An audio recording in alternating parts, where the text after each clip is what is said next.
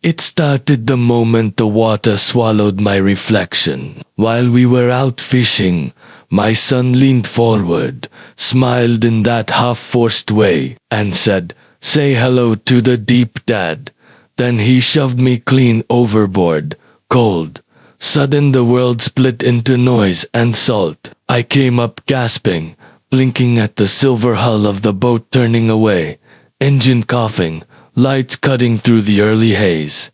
He didn't shout for help. He didn't throw a rope. He just turned the wheel, and the wake rolled over me like a slow goodbye. 10 miles from shore, and he thought that was the last time he'd ever see me alive. But fate doesn't clock out when someone else says it should. When he got home that evening, I was already there. He froze in the doorway when he saw me standing by the kitchen table, dripping salt water and silence. I looked him in the eyes and said, "I've got something for you too.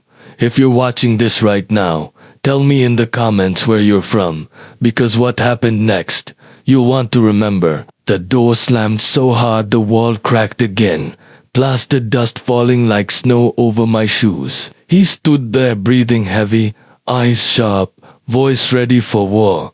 "We're done waiting," he said. I didn't even know we were waiting. I kept the table between us. "Old habit." "You did," he snapped, pointing toward the living room. "Sit. We'll make this fast. I'll stand." He laughed once, that humorless kind that ends too fast.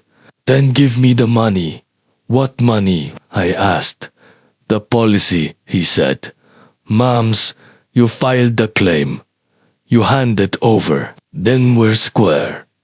My mouth filled with that metallic taste of disbelief. "That's not how insurance works," I said. "It will today," he shot back. His eyes scanned the family photos on the mantel, stopped at one, the last picnic before she passed, and set it back down a little too hard.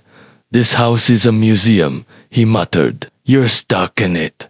I'm trying to move us forward. To bankruptcy court," I asked. He smirked without warmth. "Very funny. The neighbor's dog barked twice outside, that same sharp bark it gave every time something wasn't right." I pictured her porch camera flashing blue. I could almost see her hand pull the curtain. "I'm not giving you money," I said. "If the claim pays, it goes to debts, not whoever yells loudest." "I'm not yelling," he said, voice rising. "Lower your voice," I warned. "Make me." We stared at each other. His right foot tapped, always impatient, always needing motion. My phone buzzed on the table. I didn't touch it, but the notification flashed bright enough for us both to see. Policy beneficiary updated. His name was on it. His jaw shifted. "Told you," he said. "Quiet now. We're doing this." "You hacked something you shouldn't," I said, forcing my voice steady. "You changed nothing that matters." "Oh, it matters," he said, circling the table, moving faster now. He snatched my phone off the wood. "You left it unlocked. Dad, give it back." He held it high, smiling like he'd won. "This is a bad house for you," he said. "Too many stairs, too many memories." "I like the stairs," I said. "You like pretending." He swiped the screen again. "Look at that. Harbor Point opens at sunrise." "Perfect. Perfect for what?" I asked. "Fishing," he said, suddenly cheerful. That fake brightness that always meant danger. "Just like old times.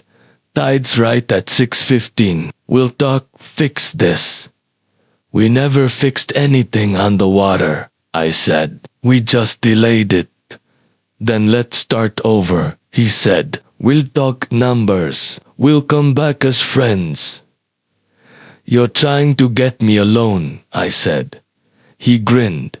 "You think I'd hurt you? I think you'd corner me," I said. Same result. He tilted his head. Corner you on a boat? That's not how corners work. Outside, a car door slammed. The dog barked again. He pressed a thumb into the dent in the door frame. Thin walls, he said. Everyone hears everything. Then they'll hear me say no. I said, say yes instead. He replied. His cologne hit the air. Sharp. Chemical. Too much like a warning. No alcohol on the boat, I said. That's already a rule. You treat the safety gear like we might need it, I said. Because we might. He laughed loud and hollow. Dad, I want you alive, he said. He let the words hang, sweet and poisoned. You're not bringing your friends, I said. What friends? The ones who loan you money. Hay smiled thin. Bookies don't fish. My phone buzzed again. I didn't look this time. I just said, you'll share your GPS track tomorrow. No shutting it off. Now, we're negotiating, he said, eyes bright again. Fine, we'll track every wave. You'll love it. He stepped closer, voice soft now. I'll be outside at 4:30. We pit the regulars to the ramp. His words hung between us like bait. And even then I knew something about tomorrow wasn't about fishing at all. The tide wasn't tea. The only thing rising at dawn. Something darker was waiting under that calm water. And Richard knew it. The house went silent after he left. But silence has a sound when it's loaded. The clock ticked, the fridge hummed. Even the air seemed to be thinking. I stared at the dent in the wall where his shoulder had hit earlier, thin crack like a scar trying to hide itself. I pressed my thumb against it, and plaster dust fell, soft as snow. Tomorrow wasn't a fishing trip, it was a test, and something told me that if I failed, I wouldn't get another one. The night dragged like a weight across the floor. I checked the list on my phone. Vest, phone, backup charger, foil blanket. It looked ridiculous on the screen. A survival kit for a conversation. But I knew better. The knife under the table crossed my mind. A stupid thought. It was a bread knife, not a weapon. Still, my hand hovered near the drawer. He'd smiled too easily, spoke too calmly. The kind of calm that hides a storm. I walked to the mantel, looked at Margaret's photos, sunlight in her hair, laughter frozen in pixels, the way she'd looked before everything broke, before the debts, before the insurance talk. Her smile was the only thing that still made the house feel alive. I whispered, he's planning something, isn't he? But the room didn't answer. The alarm dragged me out of a thin hour of sleep. 4 a.m. cold, gray, quiet. I dressed in layers, double-checked the list, and put the knife back in the drawer like a coward might. Then I laughed once at the absurdity. I wasn't afraid of the ocean. I was afraid of my own blood. Headlights flashed across the window. The camera bell chimed. Mrs. Barrett from next door was already awake, wrapped in her robe and slippers, eyes too bright for the hour. You be careful, Richard, she called. Always, I said. Watch for his truck coming back. She hesitated. Should I write that down? Only if you think of it, I said. She nodded slowly, a pen already in hand. Her porch camera blinked blue. Documentation. Always documentation. I locked the door and felt the dent under my thumb again. The house smelled like old memories and salt.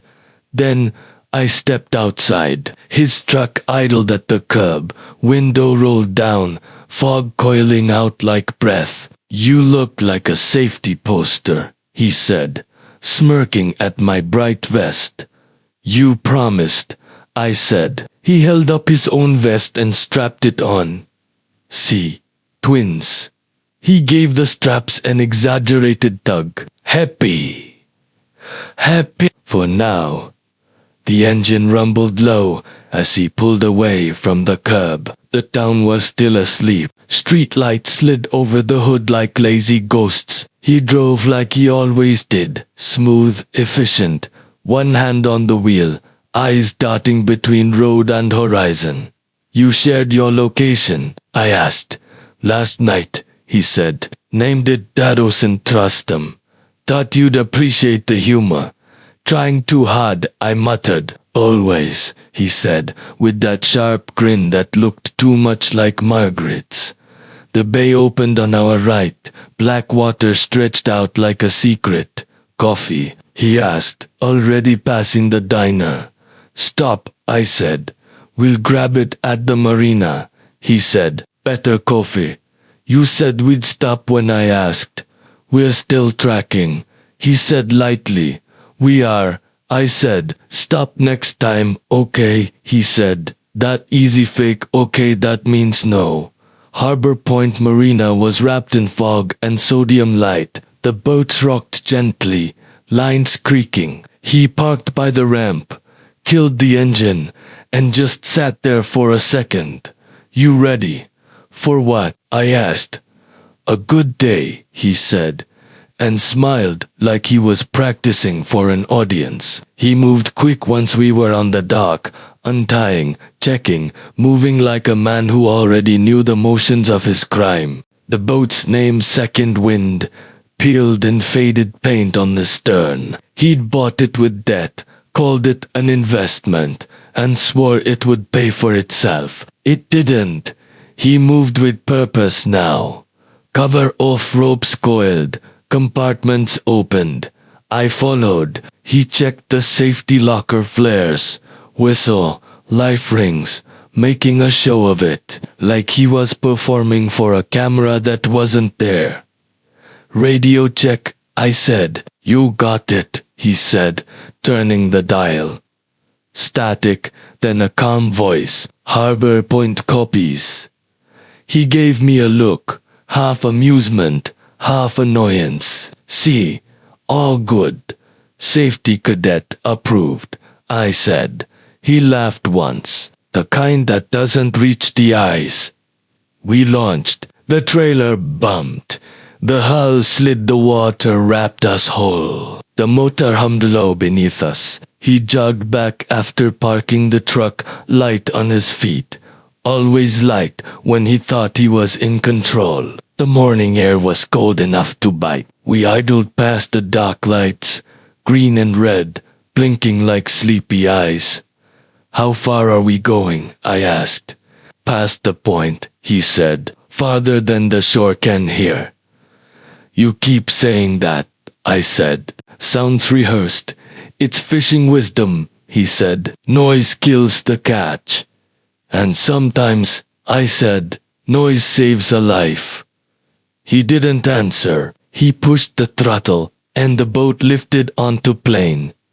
Wind tore through the silence. The shore blurred behind us until it was just an idea. He watched the GPS like it was a game, his eyes lighting up at every turn.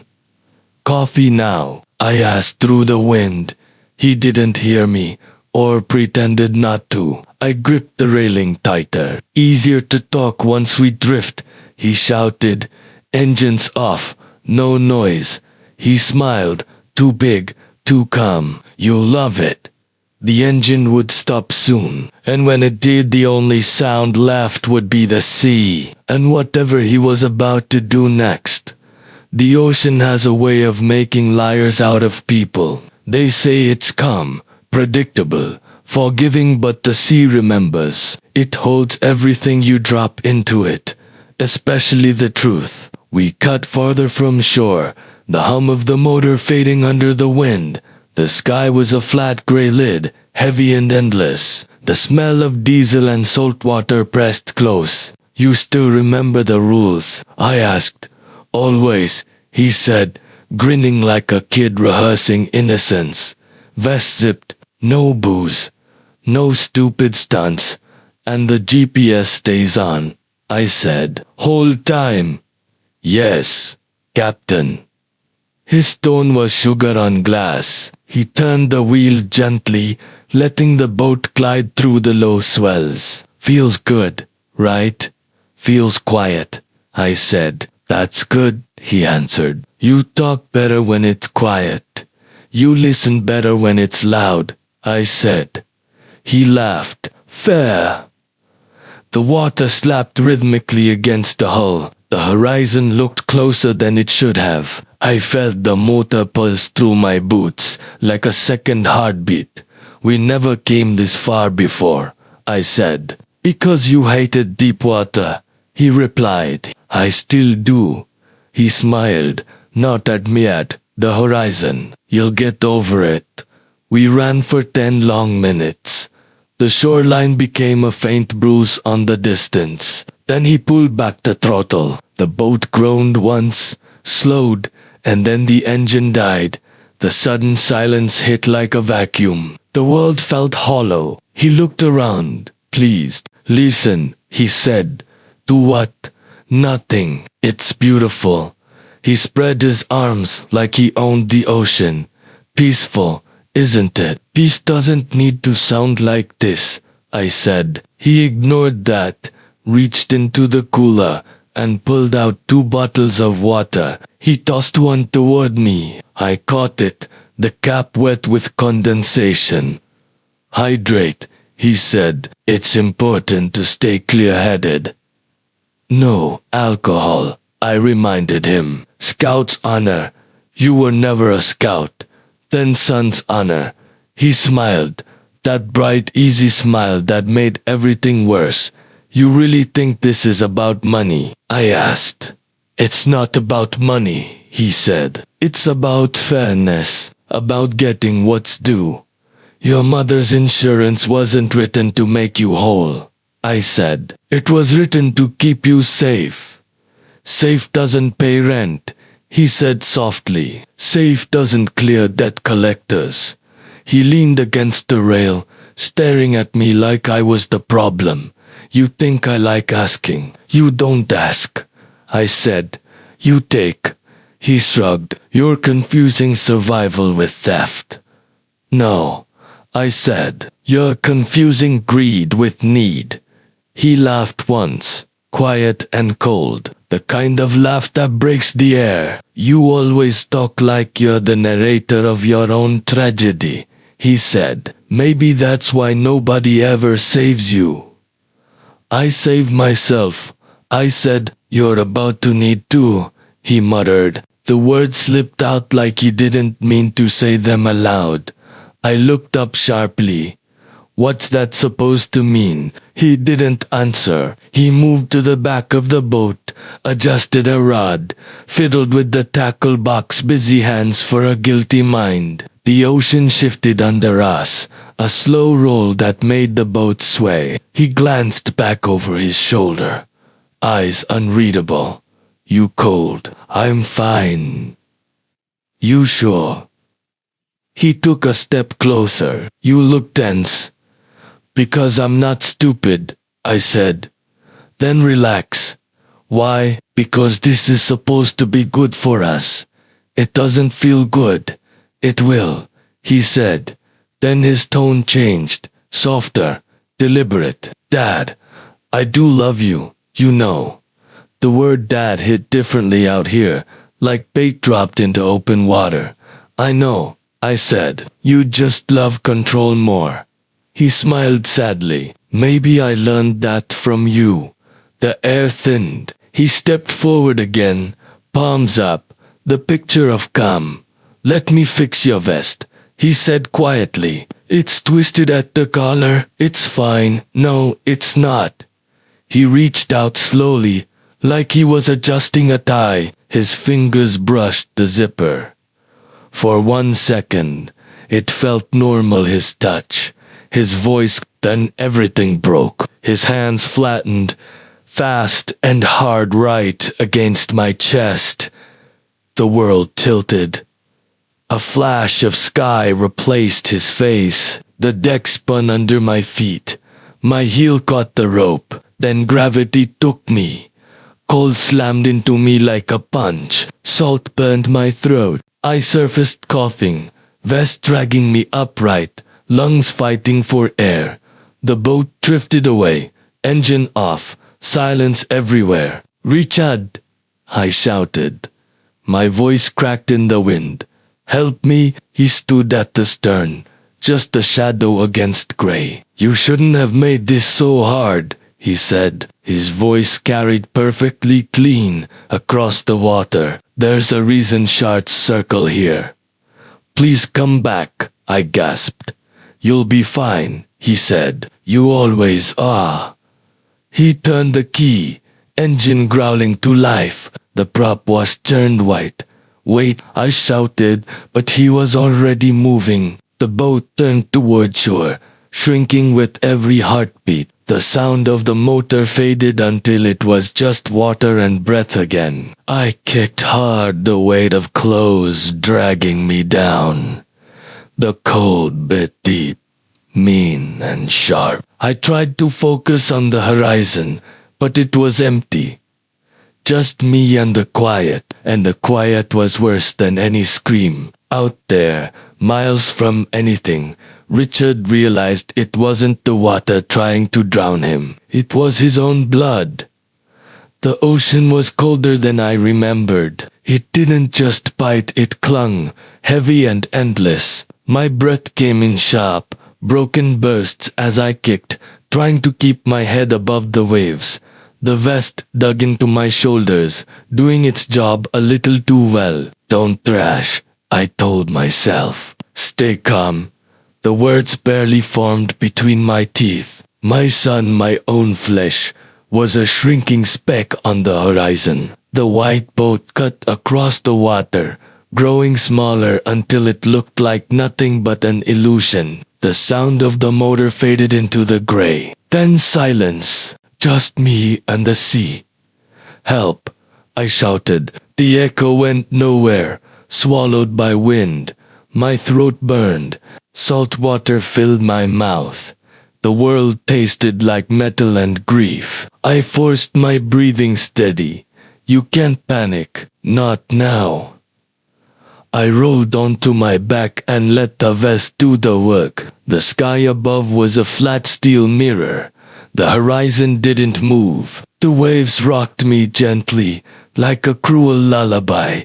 "Think," I told myself. "You've got your phone." I lifted the pouch strapped to my vest. It was still sealed, dry, but the thought of taking it out terrified me. One splash, one drop inside the casing, and it died before I could make a single call. Not yet, I thought. Not until there's land, or something that floats better than you. I jammed the pouch shut again, fingers numb. The cold crawled into my arms, threading up my veins. My body felt like a house losing power room by room. "Move," I said aloud, forcing my legs to kick. The water slapped against my boots, the rhythm keeping time with my heartbeat. Every second stretched. The quiet pressed in, thick and patient. I turned my head. The boat was gone now. No wake, no shape, nothing. Just gray in every direction. That's when I saw it. A dark shadow sliding under the surface. Smooth, quick, deliberate. I froze. The water stilled around me. My mind screamed, "Shark!" My heart agreed. I waited for it to circle back, but it never surfaced again. Just disappeared into the deep. Maybe it was a log. Maybe it was in tea. Either way, I didn't stop watching the water after that. Minutes blurred. Coulda been 10. Coulda been 30. I started to count just to stay human. 1, 2, 3. Breathe. The numbers became prayer. Somewhere between 50 and 60. I heard it, a low hum. Distant. Mechanical. Not the wind. I spun slowly, searching. At first, it sounded like hope, a faint vibration rolling across the water. Then the sound grew, a steady diesel thrum, not an outboard. Big, heavy. I lifted my arm, waving, "Here." My voice cracked. The effort tore at my throat. I waved again, slower. "Here," I yelled, pushing air out of lungs that didn't have any to spare. The sound got louder. Then, through the mist, a shape appeared, a white wall rising from the horizon, polished metal catching the gray light, a yacht 3 decks, high bow, stainless rails that gleamed even in fog. I laughed, or maybe I cried, couldn't tell the difference. "Here," I screamed again. 2 figures stood at the bow, bundled in jackets. They were talking, pointing at something ahead, not at me. "Please," I shouted. "Here." I kicked harder, the motion sending waves rippling outward. They didn't turn. I was too small, just another piece of ocean noise. My heart pounded. I needed to be seen. My fingers fumbled at my vest pocket and found it. The whistle, small, cheap, ridiculous. I shoved it between my lips and blew. The first sound barely came out. I tried again. 3 short bursts, shrill and mean. The sound cut across the emptiness. One of the men turned, shaded his eyes, and said something over his shoulder. The yacht didn't slow. I blew again, harder, faster, my chest screaming for air. 3 more blasts. Short, short, short. The second figure moved forward, pointed finally. Someone saw me. The yacht slowed. The deep hum softened into a thoughtful rumble. I almost sobbed with relief. "Thank you," I whispered to no one. The yacht turned gracefully, cutting across the swells. The stern swung, and a man in a navy jacket knelt on the back platform. He pulled open a locker, grabbed something orange, a rescue throw bag. "Hold on," he shouted, voice crisp over the water. "I'm trying," he yelled back, but it came out broken. He flung the line. It hit the water short. He reeled it in and through. Again, this time it slapped the surface right beside me.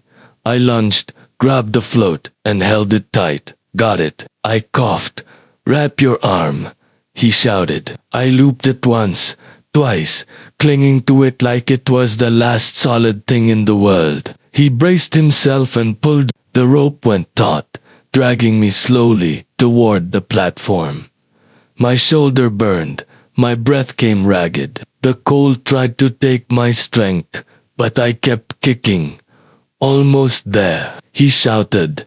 The world tilted, shifted, and then hands, one gripping my vest strap, another under my elbow, one behind my neck. They pulled, fast and sure. I hit the deck hard enough to see stars. The surface was rough under me, solid and warm. For the first time in hours, I wasn't sinking. "You're all right," someone said. "You're okay." I wasn't sure yet, but I wanted to believe them. Richard was back on land, or close to it. But what waited above deck wasn't rescue. It was the beginning of the truth unraveling. The deck was rough beneath me, gritty with salt and sunlight. I lay there for a second, listening to the water dripping off my jacket, hearing it patter against the teak. Each drop sounded like a clock counting backward. A man's voice broke through the ringing in my ears. "Breathe, easy now." I turned my head. The one who'd thrown the line knelt beside me. Brown eyes, steady hands, calm like he'd done this 100 times before. "You're all right," he said again, though I wasn't sure that was true. "Can you talk?" "Yes," I rasped. "Mostly." He nodded and peeled my vest slightly away from my throat, checking the strap, then tucked it back neatly. Another voice joined in, a woman's low, careful. "Blanket," she said. "Radioed the bridge. Silver foil brushed over me, soft and whispering. Heat bit back in tiny cruel bursts, like being stung back to life. Small sips, she said, handing me a bottle. I drank. The water felt hot. I coughed once, managed a thank you. A shadow fell across me. Someone else had stepped forward. Expensive shoes, pressed chinos, a voice smooth enough to sell comfort on television. "You're safe," he said. I knew that face before he even spoke his name. Ridley Grant, philanthropist, businessman, the kind of man who lived his life in articles and photo ops. "What happened?" he asked. His concern sounded real, but his tone was strained. "A push," I said. My voice cracked. "From my son." The words came out like broken glass, quiet but sharp. He blinked once, that trained empathy holding steady. "We're calling it in," he said to the crewman. "What's your name?" "Richard," I said. "Richard Hale." "All right, Richard," he said, crouching lower. "You're safe now. Just stay warm and breathe." The crewman picked up the radio, voice calm and professional. "Mayday relay, this is motor yacht Meridian. We've recovered a man overboard, possible crime involved. Requesting harbor patrol response." Static filled the air for half a second, then a reply. "Meridian, harbor patrol copies. Stand by." The woman tightened a blanket around me. "He's shaking," she said softly. "Cold exposure. We need to get him inside." Ridley nodded, then looked back at me. "Do you have any ID on you?" "Vest pocket," I said weakly. He didn't reach for it, just gestured to his crew. They handled it like professionals. My driver's license came out in a plastic sleeve, wet but legible. "We'll pass it to the patrol," he said. His eyes flicked toward the sea, then back to me. "Did you see the boat that left you?" "Yes," I said. "White. Center console. Name painted on the stern. Second wind." He nodded once. "Your son's still on the water, heading for Harbor Point," I said. My voice caught. He thought I wouldn't make it. The crewman clicked the radio again. "Harbor. Victim reports white center console, second wind. One male occupant, heading Harbor Point. Possible assault, intent to kill." The words landed like lead between us. "Copy," came the reply. "All units be on lookout." Ridley crouched beside me again. Calm, careful. "Do you have your phone, Richard?" I hesitated. "Yes, in the vest. Can I see it?" he asked gently. "Law enforcement may need it. GPS data, messages." I nodded. My hands shook as I pulled it from the pouch. The woman helped, wiping the case dry with a towel. The screen flickered on, glowing faintly. The first thing it showed made Ridley's face harden just slightly. A notification still open across the lock screen. Policy beneficiary updated. My stomach dropped. "He changed it," I whispered. "He changed everything." Ridley didn't ask questions yet. He just looked toward his crew. "Record the coordinates," he said quietly. "Send them to patrol." The radio crackled. "Coast Guard copies. Monitoring channel. Can victim confirm assailant's name?" "Yes," I said. "My son, Lucas Hale." Copy, came the answer. "Units tracking suspect's last known location." I closed my eyes for one breath too long. The woman's hand on my shoulder kept me from drifting. "You did good," she said. "You wore your vest." I almost laughed. I wore it because I didn't trust him. Ridley glanced at the horizon, his jaw tightening. "You were right not to," he said, "but you did something better. You survived." The engines came alive under us, smooth and deliberate. The Meridian turned slowly toward home, water curling along its sides. Ridley stood, pulling his cap low. "When we dock, there'll be questions," he said. "Answer simply. Facts, not theories. Let the truth do its job." I nodded weakly. He said he hoped there were sharks. I whispered. Ridley's eyes flicked toward me, the first crack of disbelief showing. "Then it sounds like the tide turned in your favor." I looked out across the gray expanse, the endless water that should have swallowed me whole, and saw my reflection quiver on its surface. It didn't look like survival. It looked like unfinished business. Richard was alive, but the sea wasn't done speaking, and neither was the truth he'd dragged out of it. The hum of the yacht's engines grew steady, like a heartbeat returning after shock. I sat wrapped in foil and fear, the warmth fighting the cold that had already burrowed deep. The crew moved with quiet precision. The woman, her name was Mara, I learned, checked my pulse, while the first officer relayed updates into the radio with clinical calm. "Harbor Patrol Meridian inbound with recovered male. Possible attempted homicide victim stable. Requesting dock clearance and police presence at arrival." The radio crackled back. "Meridian clearance granted. Dock Sea Harbor Point. Units en route." Ridley Grant stood by the helm, posture straight, expression unreadable.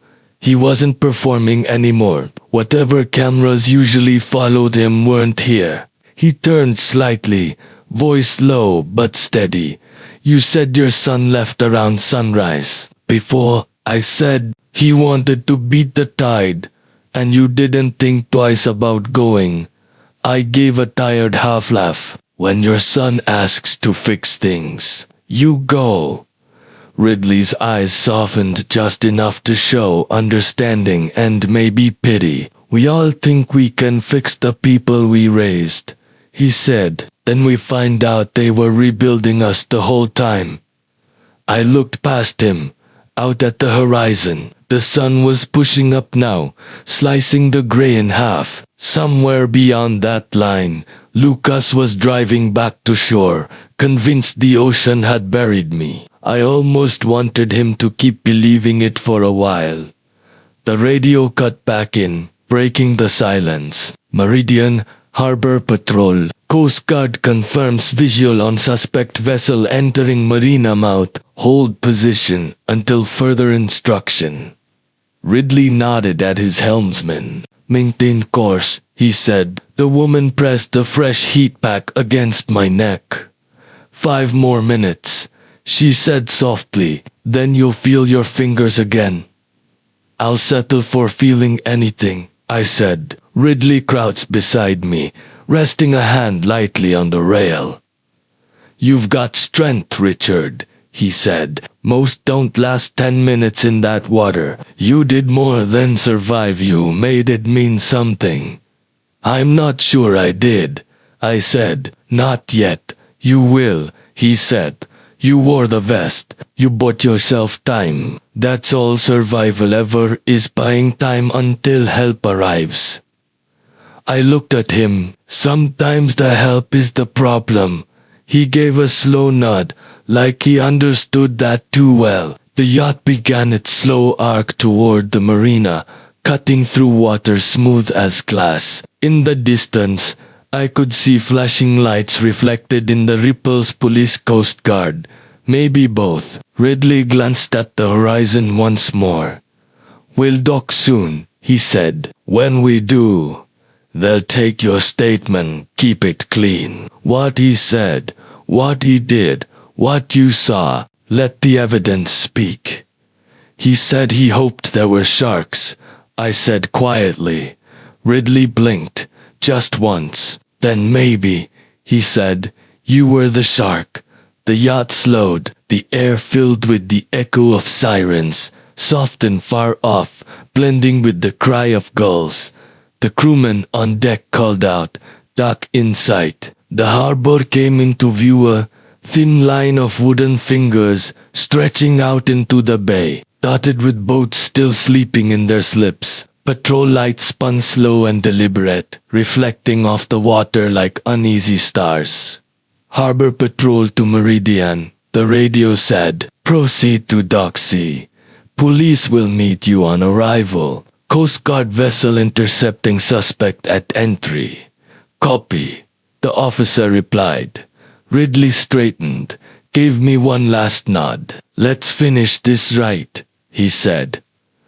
I held his gaze. I intend to. The yacht eased into the dock, bumpers squealing softly against wood. Two officers were already waiting, one older, one young, both alert. The older stepped forward as the crew secured the lines. Mr. Hale, he called. I'm Sergeant Perez, Harbor Police. That's me, I said, voice hoarse but steady. He gave a quick nod to his partner. We've got your son in custody at the marina mouth. No more cuffs. Yet, voluntary interview pending. The words hit me like a delayed wave. He's alive, I asked. For now, Perez said. We'll keep it that way until the truth sorts itself. The woman marathit the foiled blanket one last time. You're warm enough to stand, she said gently. Go slowly.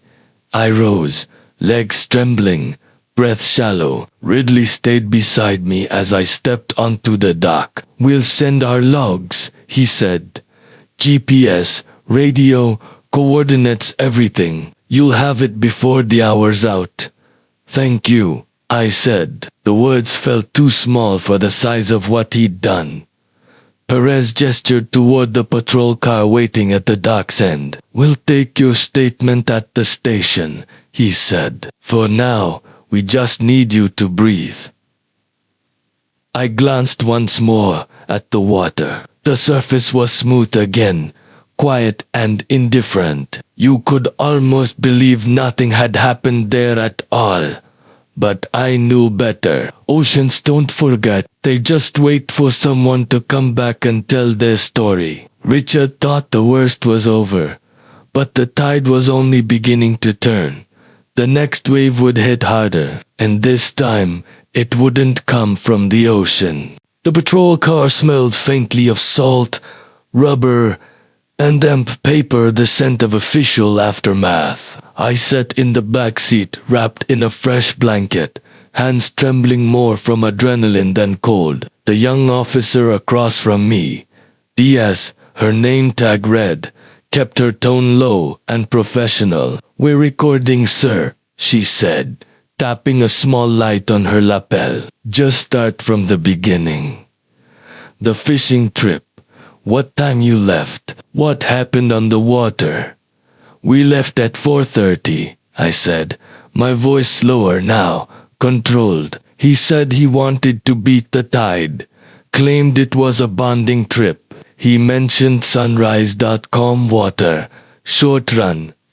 Perez, the older officer, drove. He didn't interrupt, just nodded occasionally, his face a map of quiet experience. And then, he killed the engine, I said he wanted to talk, then he pushed me.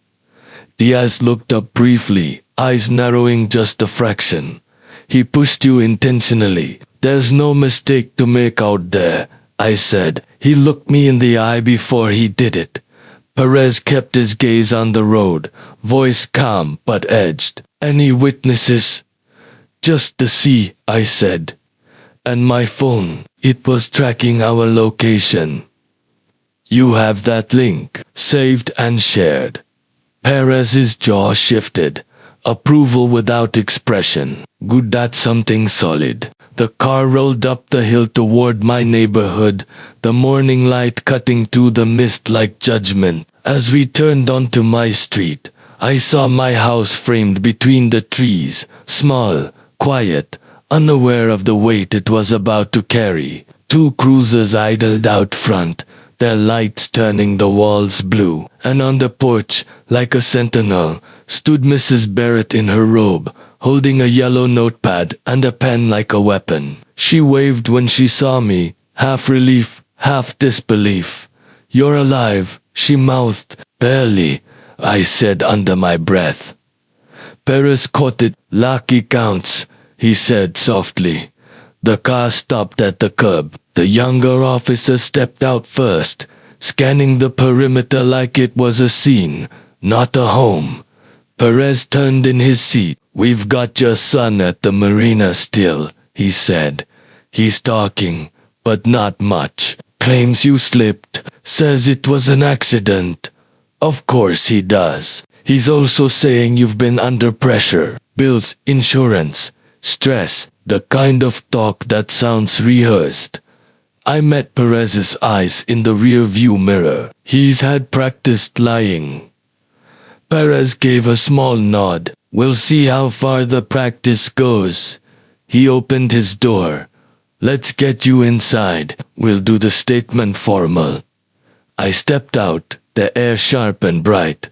Mrs. Barrett started toward me but stopped at the edge of her walkway. "Richa," she called, voice trembling. "I saw him pick you up this morning. I wrote down the time." "Thank you," I said. "That might save me." She held up her notepad proudly. "4:27, she said, and the door slammed around 6:10. Perez smiled faintly. "You should be on payroll, ma'am." She blinked, flustered but proud. "I just noticed things." "That's a rare skill," he said. Inside, the house felt smaller than before. Walls closer, air thicker. The dent in the entryway stared at me like an accusation. I reached out and pressed my thumb into it again. The plaster flaked, soft under my skin. "That from him?" Diaz asked. "Yesterday," I said. "Argument about money. He wanted control of the payout from his mother's policy." "Did you file it?" "Yes, but the funds weren't released. There's a process." "And the beneficiary?" I hesitated. "He changed it on my account." "Hacked the update." Perez's eyebrows lifted slightly. "Got proof."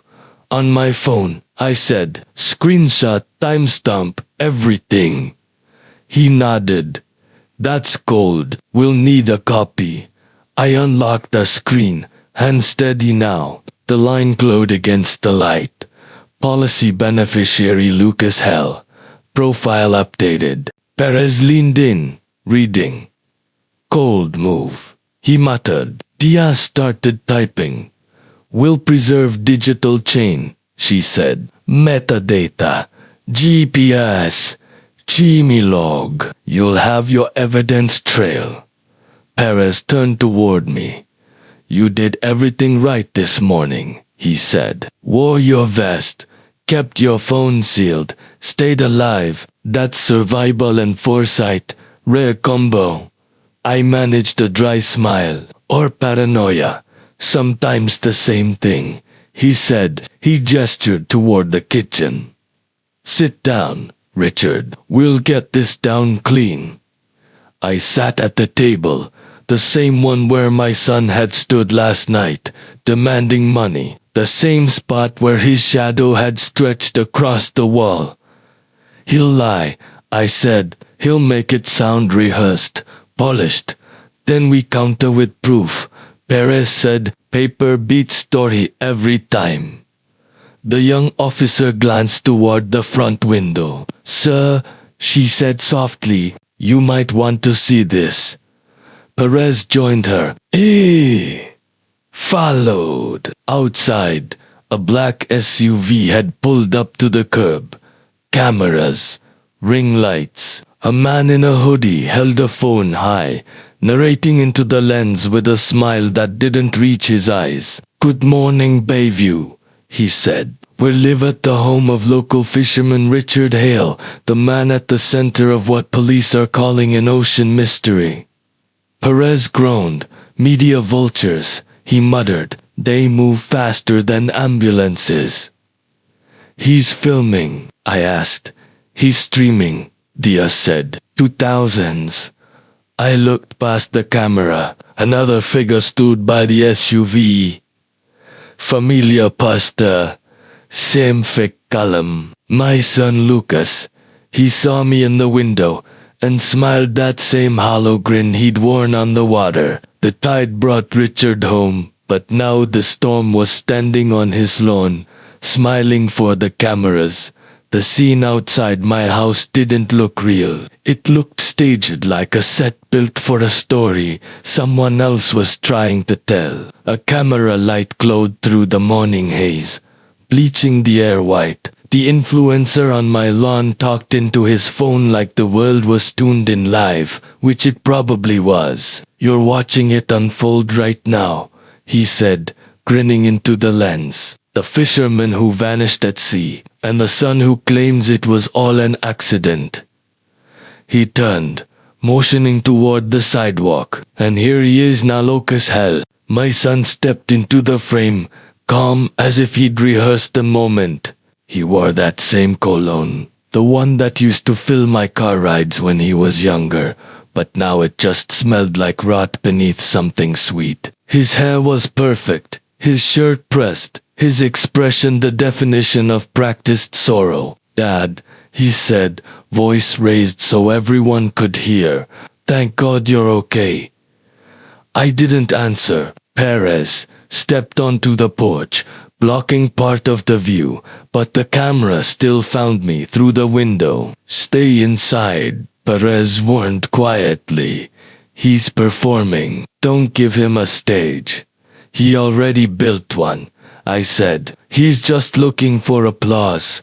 Outside, Lucas turned to the influencer, every word deliberate. "It was an accident. He slipped. I tried to reach him, but the current pulled him out. I thought he swallowed hard, perfectly timed. I thought I'd lost him." The influencer nodded gravely, milking the moment. "That must have been terrifying."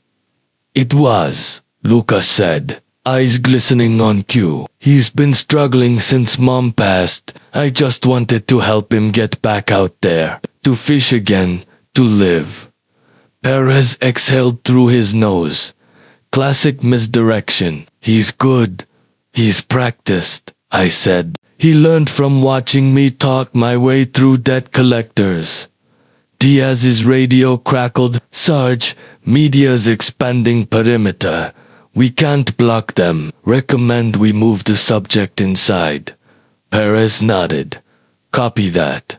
He turned to me. "Don't engage him."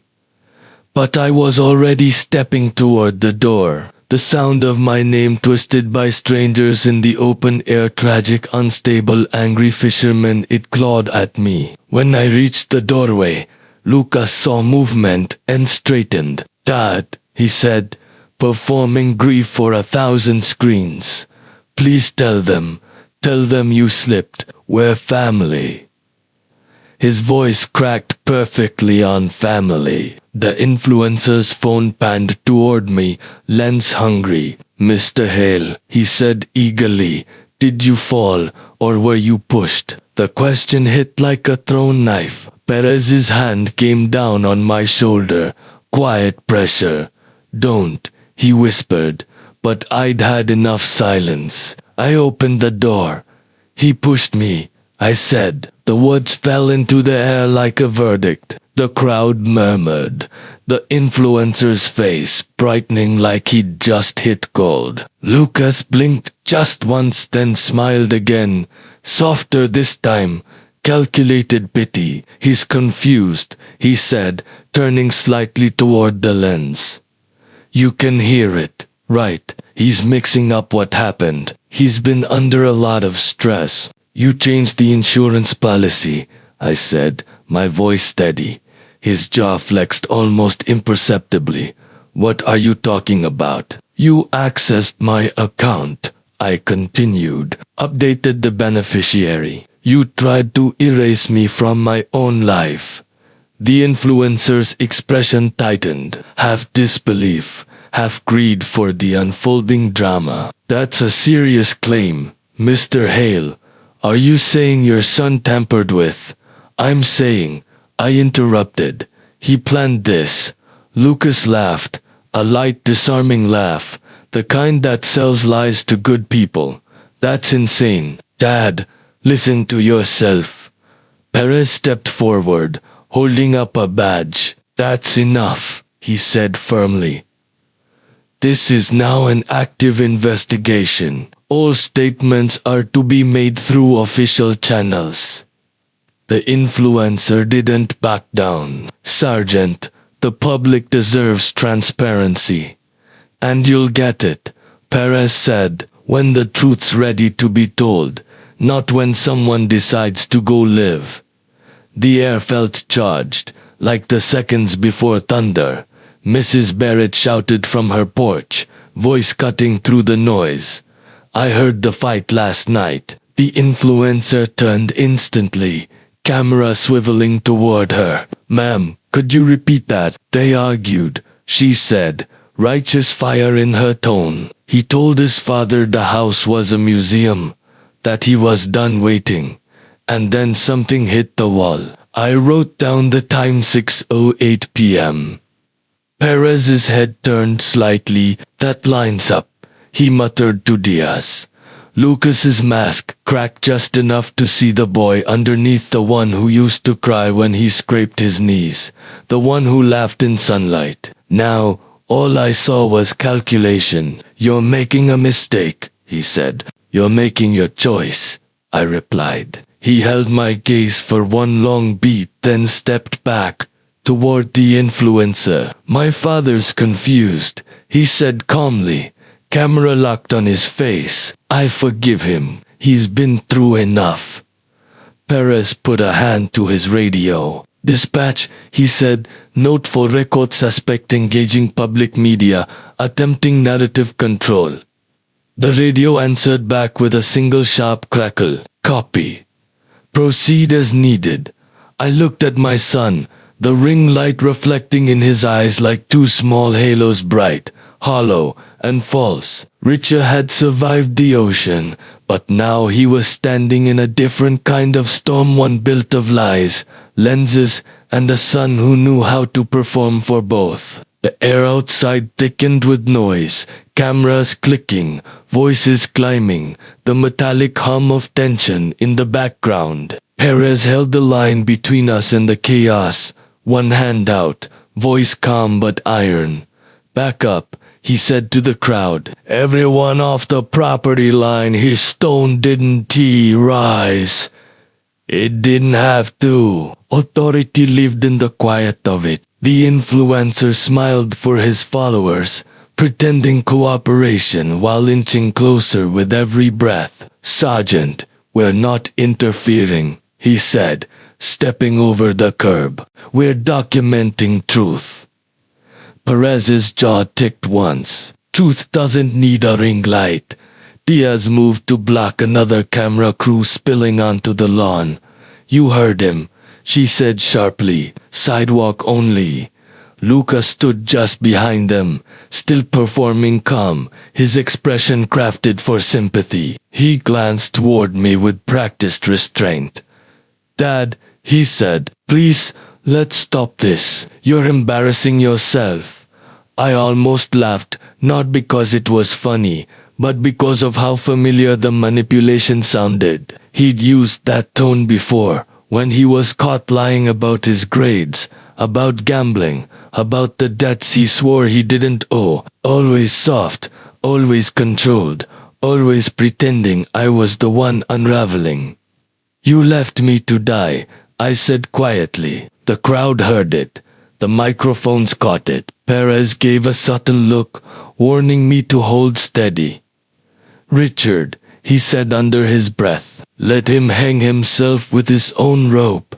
I nodded, forcing my heartbeat to slow. Lucas turned toward the influencer's camera again, voice measured and remorseful. My father's been under stress, he said. Since Mom's passing, things have been difficult. He's not himself. He's seeing things that aren't there. The influencer nodded like he understood trauma, like compassion could be streamed. You're saying this might be a misunderstanding, Lucas sighed theatrically. That's what I'm praying for. Perez stepped forward again, badge glinting. That's enough public testimony, he said. Mr. Hale, step away from the cameras. You're now part of an active criminal investigation. What investigation? Lucas asked, feigning confusion. Perez's radio crackled before he could answer. Dispatch to Perez, came the voice. Insurance Crimes Division is requesting immediate liaison. Possible fraud flag. Beneficiary update attempted by suspect. Timestamp pre-incident. Perez's head lifted slightly. Copy, he said. Eyes never leaving Lucas. You hear that? Eyes sighed softly. Even your timing betrayed you. Lucas froze for half a heartbeat, but the camera caught it, the small flinch of realization. The influencer panned back to me, eyes wide with opportunity. Mr. Hale, are you suggesting your son tried to profit from your death? Perez shot him a glare so sharp it could have cut through glass. You're done here, he said. Leave now or we document you for obstruction.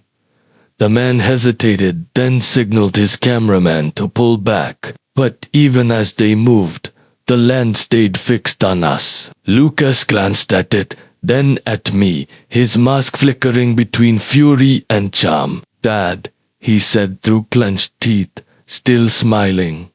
Don't do this. You already did, I said. Perez turned to his officers. Get him separated, he ordered. I want statements in 2 rooms, not one lawn. Diaz nodded, motioning for me to step inside. Lucas didn't move. You can't keep me here, he said. Perez met his eyes, not angry, not smug, just tired. You'd be amazed what the law can keep when it smells blood in the water. Lucas smirked. You think you have proof. You've got nothing but my father's word, and he's not exactly stable. We have your GPS data, Perez said, your messages, and the timestamp on your little insurance stunt. That's circumstantial. It's evidence, Perez said flatly, and it leads to intent. Lucas's jaw flexed again, the smile slipping. Intent, he echoed. Funny word, so open to interpretation. Not when someone ends up in the ocean, Perez replied. Diaz gently guided me back toward the door. The noise behind us blurred. Reporters shouting, boots scuffing, the hum of a world turning digital before it turned real. Inside, the quiet felt heavier than the chaos. I sat at the kitchen table again. The same seat as last night. The same one where this all started. Perez followed, closing the door behind him. He's scared, he said, not of jail yet, but of losing control of the story. That's when people make mistakes. He's been making them for years, I said. Only now, someone's finally watching. Perez nodded once, pulling out a notebook. Let's build your side clean, he said. Every word you remember, every timestamp. The truth deserves paper. Outside, the sirens faded, replaced by the distant hum of news drones and restless questions. But for the first time since the push, I felt the tide shift in my favor. I wasn't just surviving anymore. I was reclaiming the story. Richard had fought the sea and won. Now, he was facing something colder, a courtroom made of cameras, lies, and bloodlines. The recording light on the station wall blinked red.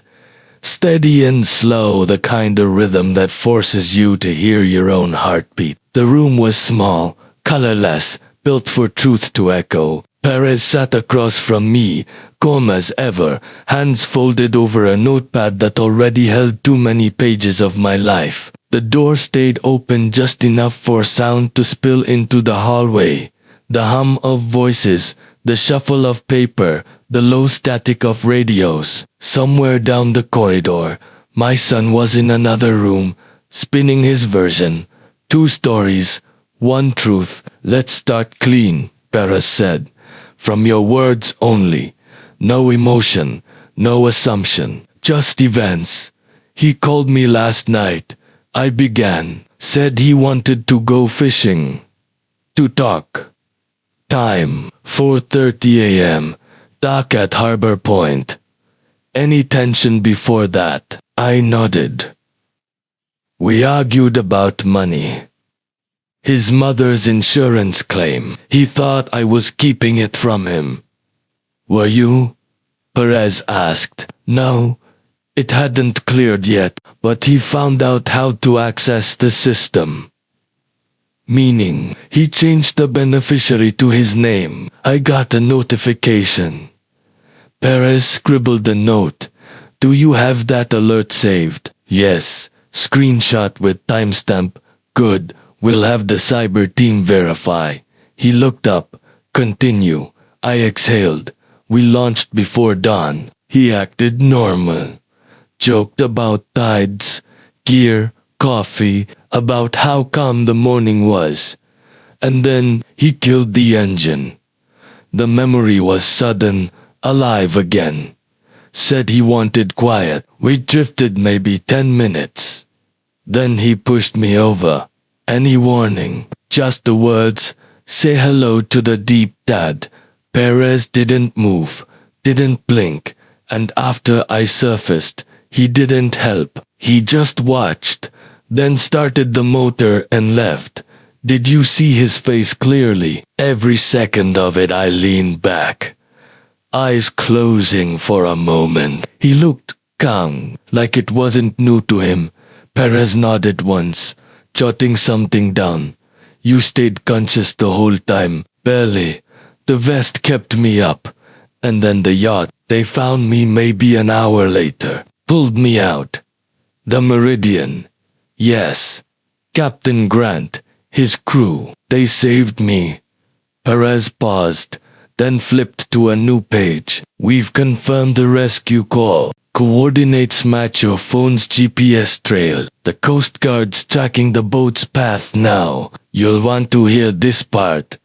He turned the page so I could see. A printed map, 2 dotted lines traced across the digital water. One was the Meridian's route, the other, second wind.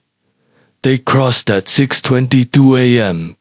Perez tapped the second line. Your son's vessel left the dock at 4:31. Traveled northeast for about an hour. Stopped. Engines off. That's when you went in. Then he pointed to the line bending west. It turned back at 6:15. Exactly when Mrs. Barrett heard the door slam. I said quietly, That's right. He leaned back, voice softer now. The data's matching up. Richard, the case is building itself. I didn't answer. I just stared at the lines. They looked like veins, one steady, one broken. What's happening to him right now? I asked. He's being questioned, Perez said. His lawyer's with him. He already has a lawyer. He called one the moment we intercepted him. He glanced at the glass behind me, where shadows shifted faintly. Expensive one, too. That tells us something. He's always had someone to fix things, I said. Money, messes, mistakes. Not this time, Perez said. This time, the ocean talked first. He turned off the recorder, the red light fading to black. That's enough for now. I blinked. That's it. For you, yes, he said. For him, no. He stood, collected his papers. You'll be contacted for follow-ups. Stay close. Keep your phone on. And Richard, he hesitated, choosing his words carefully. If he tries to reach you again, don't answer. Not directly. He won't call, I said. He doesn't need to. He's got the world calling for him now. Perez gave a quiet nod and left the room. The hum outside grew louder as the door clicked shut. For a moment, I sat there alone with the silence again. Not the kind that comforts, but the kind that measures the distance between what's true and what's believed. A voice broke it low, measured too familiar. You always make it sound worse than it is. I turned. Lucas stood in the doorway, flanked by his lawyer, a man in a slate gray suit with the kind of face that never blinked. This room's not for you, I said. Neither's the truth, Lucas replied, smiling faintly. But that never stopped you from selling it. The lawyer stepped forward. Mr. Hale, he said, smooth and controlled. No need to escalate. The department's handling statements separately. You shouldn't be talking to me, I said. You shouldn't be breathing, Lucas muttered. The lawyer's head turned sharply. Lucas. My son smiled again. Kidding, he said, but his eyes didn't match the word. Perez appeared behind them, his voice cutting through the tension. Visitation's over. Back to your room. Lucas didn't move for a second. Then he whispered, just loud enough for me to hear. You can't drown a ghost, Dad. He let the words linger, then turned and walked away. Richard had escaped the water, but now he was trapped in something deeper. A war of versions, where every truth came with a witness, and every lie came with an audience. By the time they released me, the world had already made up its mind. Outside the station, news vans crowded the curb like vultures waiting for a heartbeat. Cameras spun my way the second I stepped out, flashes cracking through daylight like artificial lightning. My name Richard Hale echoed across microphones and phones, sliced into sound bites, scattered among strangers who didn't care for truth, only for headlines. Mr. Hale, did your son try to kill you? Was it a failed insurance scam? Are you faking trauma for sympathy? Each question hit like open palms, quick, stinging, endless. I didn't answer. There's no winning against a crowd that feeds on noise. Perez had warned me. Once they start filming you, they stop hearing you.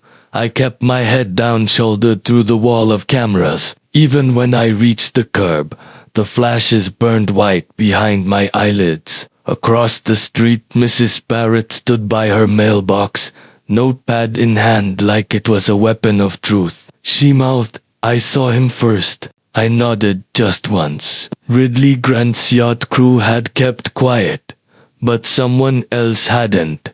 Within hours, footage of my rescue flooded the internet, me shivering on the deck, lips blue, wrapped in foil like a broken trophy. They titled it The Miracle Fisherman. A miracle, strange word for surviving something that tried to eat you alive. By evening, talk shows had claimed my life as their weekend segment. My face looped under banners like Father or Fraud, and Insurance Lies at Sea. My story wasn't mine anymore. It was everyone's new form of entertainment. Then the anchor said the line that froze me.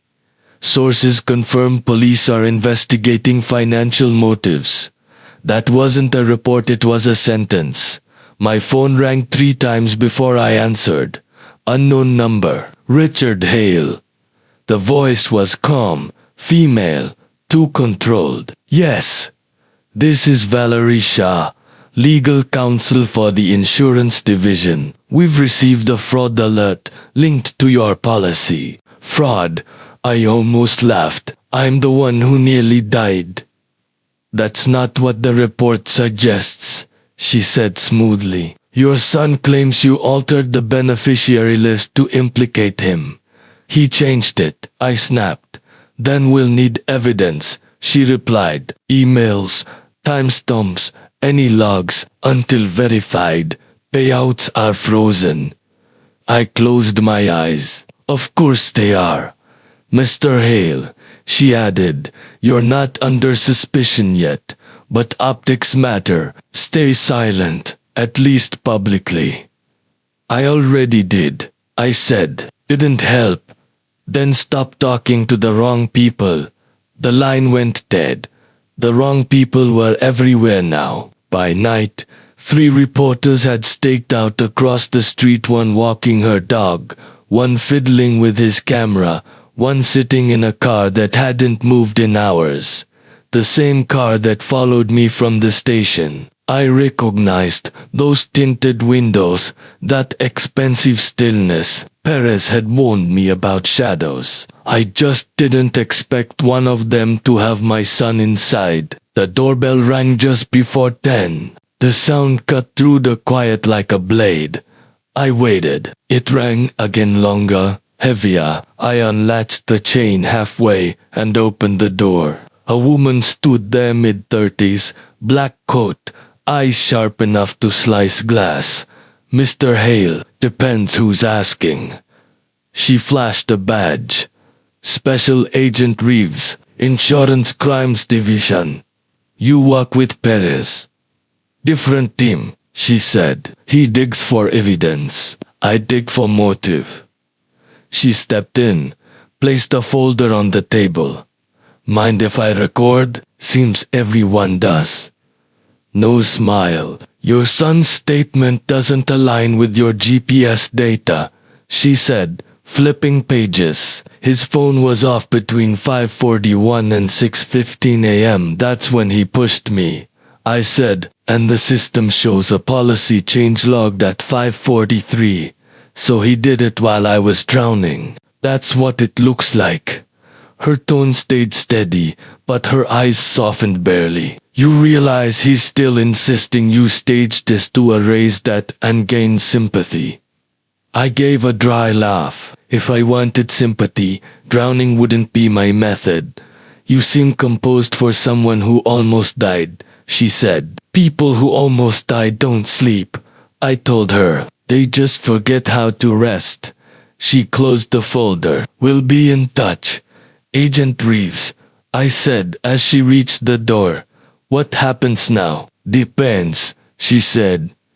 "If your son's clever, he'll confess. If he's cocky, he'll put on a show."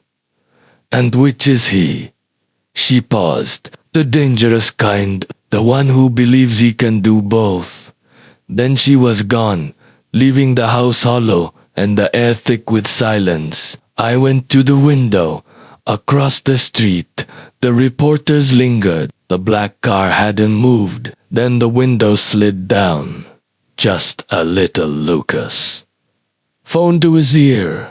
Smile thin as smoke. Richard understood now the ocean hadn't taken him because the real storm was waiting on land. And this time the waves wore suits, cameras, and his son's face behind the glass. The morning crawled in, heavy with fog and headlines. My name was everywhere, again printed, streamed, dissected. Fisherman Frame's own son ran across one network. Another showed our faces side by side. My rescue photo next to Lucas, smiling like he'd just inherited the sea. The caption read, "A family torn by greed." I muted the TV. Truth doesn't die in silence, it suffocates in noise. My phone pulsed with missed calls, friends, stunned reporters, strangers pretending to care. Only one message mattered, from Perez: "Stay put. Reeves digging. Good signs. Don't react." I set the phone aside, staring through the blinds. The black SUV was still parked half a block down, engine off, windows dark. Maybe press, maybe not. After your name hits the airwaves, privacy turns into folklore. By mid-morning, a knock split the stillness. Agent Reeves stood there again, crisp, unreadable, folder tucked tight under her arm. "Morning, Mr. Hale. Back already." "Digital Lab finished the metadata," she said. "You want to see this?" I stepped aside. She entered without hesitations, someone who crossed thresholds for a living. At the table, she spread out the papers, timestamps, IP addresses, and login traces printed in sterile black ink. "Your son accessed the insurance portal at 5:43 a.m., she said. He used a VPN, masked his location, but the system caught a foreign login attempt. From the boat, I said quietly. Exactly. GPS from his phone matches the yacht's coordinates. Signal cuts right after that's when your device stops transmitting. You were already in the water. She flipped to another sheet. He tried to reverse the change at 6:28 but failed. The system auto-locked. That's around the time the crew found you. He realized I was alive, I said, or realized the system caught him. She countered. Her tone stayed cool, but I saw it something behind her eyes, a flicker of disgust. Perez said he's giving interviews. She added, telling people you're unstable, that this was some breakdown. A cry for help. I almost smiled. He's always been good at rewriting the script. We can prove digital manipulation, she said, but juries don't understand code. They understand faces. And right now, yours looks like the face of guilt. I nodded. Then let's show them what guilt really looks like. Reeves studied me for a long beat, then exhaled. There's more. He hired a crisis team this morning. PR, legal, digital management. They're reshaping the narrative already. I can't fight that kind of money, I said. You don't need to, she said softly. Truth doesn't need a campaign, just timing. I gave a humorless laugh. Timing nearly killed me. Then let's make sure it buries him instead. She stood, gathering her files, pausing at the doorway. Perez will need your official statement soon. Stay off interviews. Stay silent online. They want sound bites. They'll get nothing, I said. Good, she replied. Silence makes predators nervous. When she left, the quiet didn't feel safe, it felt observed. I dimmed the lights, pulled the blinds halfway, and sat at the kitchen table. The dent in the wall across from me glared back like a scar I couldn't sand out. For the first time since the fall, I thought of Marguerite, what she'd say if she were still here. She'd tell me not to mend what's already cracked, that sometimes blood isn't family, it's evidence. I whispered her name. The air didn't care. My phone buzzed again. Local number. I answered before I could stop myself. Dad. His voice steady, deliberate, too calm. Lucas. Had to hear your voice, he said. They're twisting things. You know how it goes. They twist what they're handed, I said. You gave them the rope.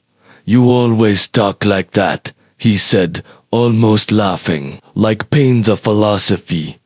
And you talk like a man who's rehearsed his lies. You think you can win this? He asked. You think the world believes the man who fell off a boat over the one who kept it afloat?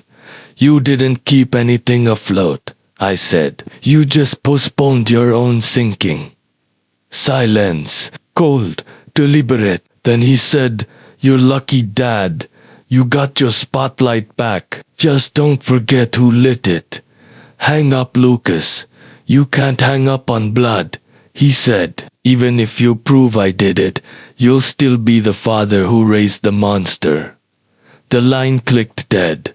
The silence afterward was sharper than any wave. I sat there, motionless, until I saw a faint red light flickering outside the window. A drone hovered in the mist, camera locked on my house, watching, recording, feeding the story. Richard realized the headlines weren't chasing truth anymore, they were chasing reaction. And the camera outside wasn't documenting his life. It was circling for the moment he'd finally break. The drone hovered just beyond the fence line, a silent vulture blinking red against the night.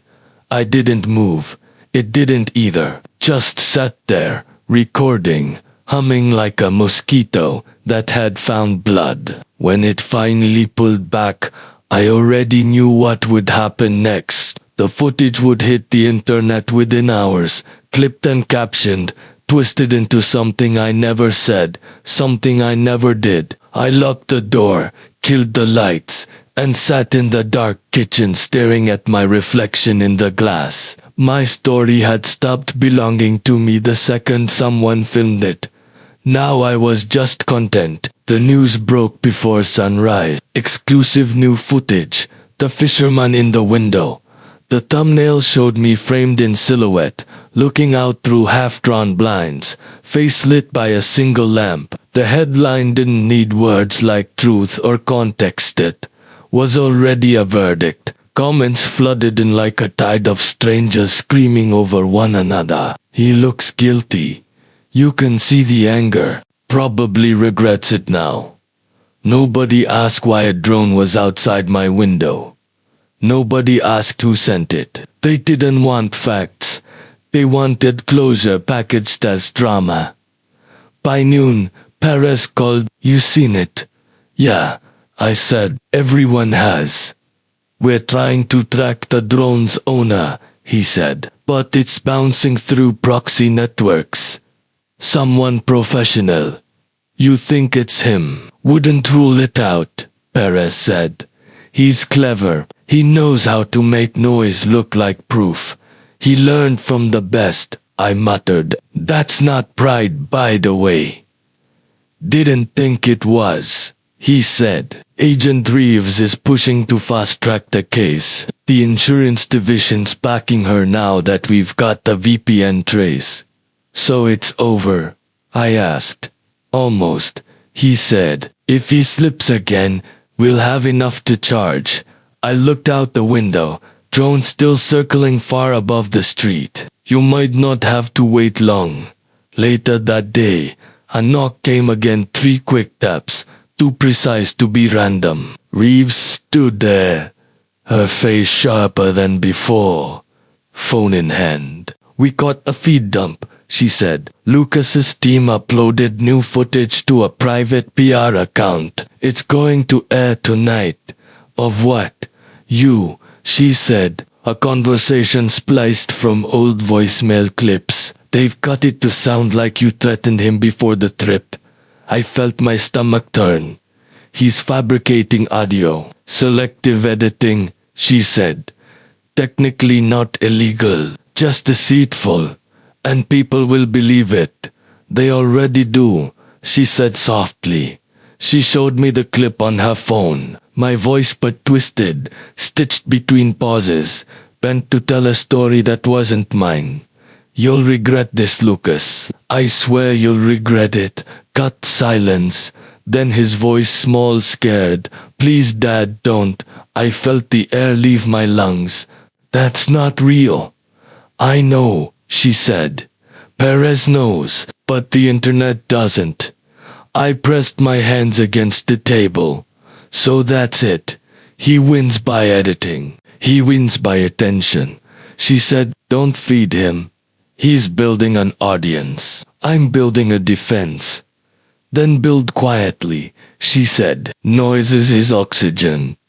I wanted to believe her, but by evening, the clip was everywhere. Talk shows dissected every pause, every inflection. Experts weighed in on my tone, my posture, my guilt. One headline read, The Angry Father Theory. Did he snap before the push? I turned the TV off again. But silence wasn't comfort anymore, it was accusation. Around midnight, headlights washed across the curtains. The SUV again. This time, it didn't part. It idled. My phone buzzed. Private number. I answered without thinking.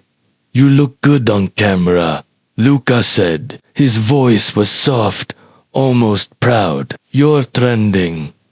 You did this. Correction, he said. You gave me the story. I just directed it. You edited my voice. I edited your truth, he said. People don't want facts, Dad. They want feelings. You never learned that. And what happens when the real evidence drops? By then, he said, Nobody will care. They'll already have their version. You think this makes you invincible? No, he said. It makes me believable. He hung up before I could answer. The headlights pulled away, disappearing into the night. I stood there in the dark, phone still pressed to my ear, realizing that the ocean had been kinder than this. Salt water just drowns you. Fame buries you alive. I sat at the table again, pulled a pen from the drawer, and wrote 3 words on a blank sheet of paper. He wants silence. Then I underlined it. Because silence wasn't protection anymore. It was proof of guilt. I didn't know what the next move would be, but I knew this much. If Lucas wanted a story, I'd give him the ending myself. Richard wasn't running from the storm anymore. He was about to walk straight into it. And this time the cameras wouldn't be watching. Evicton, they'd be watching.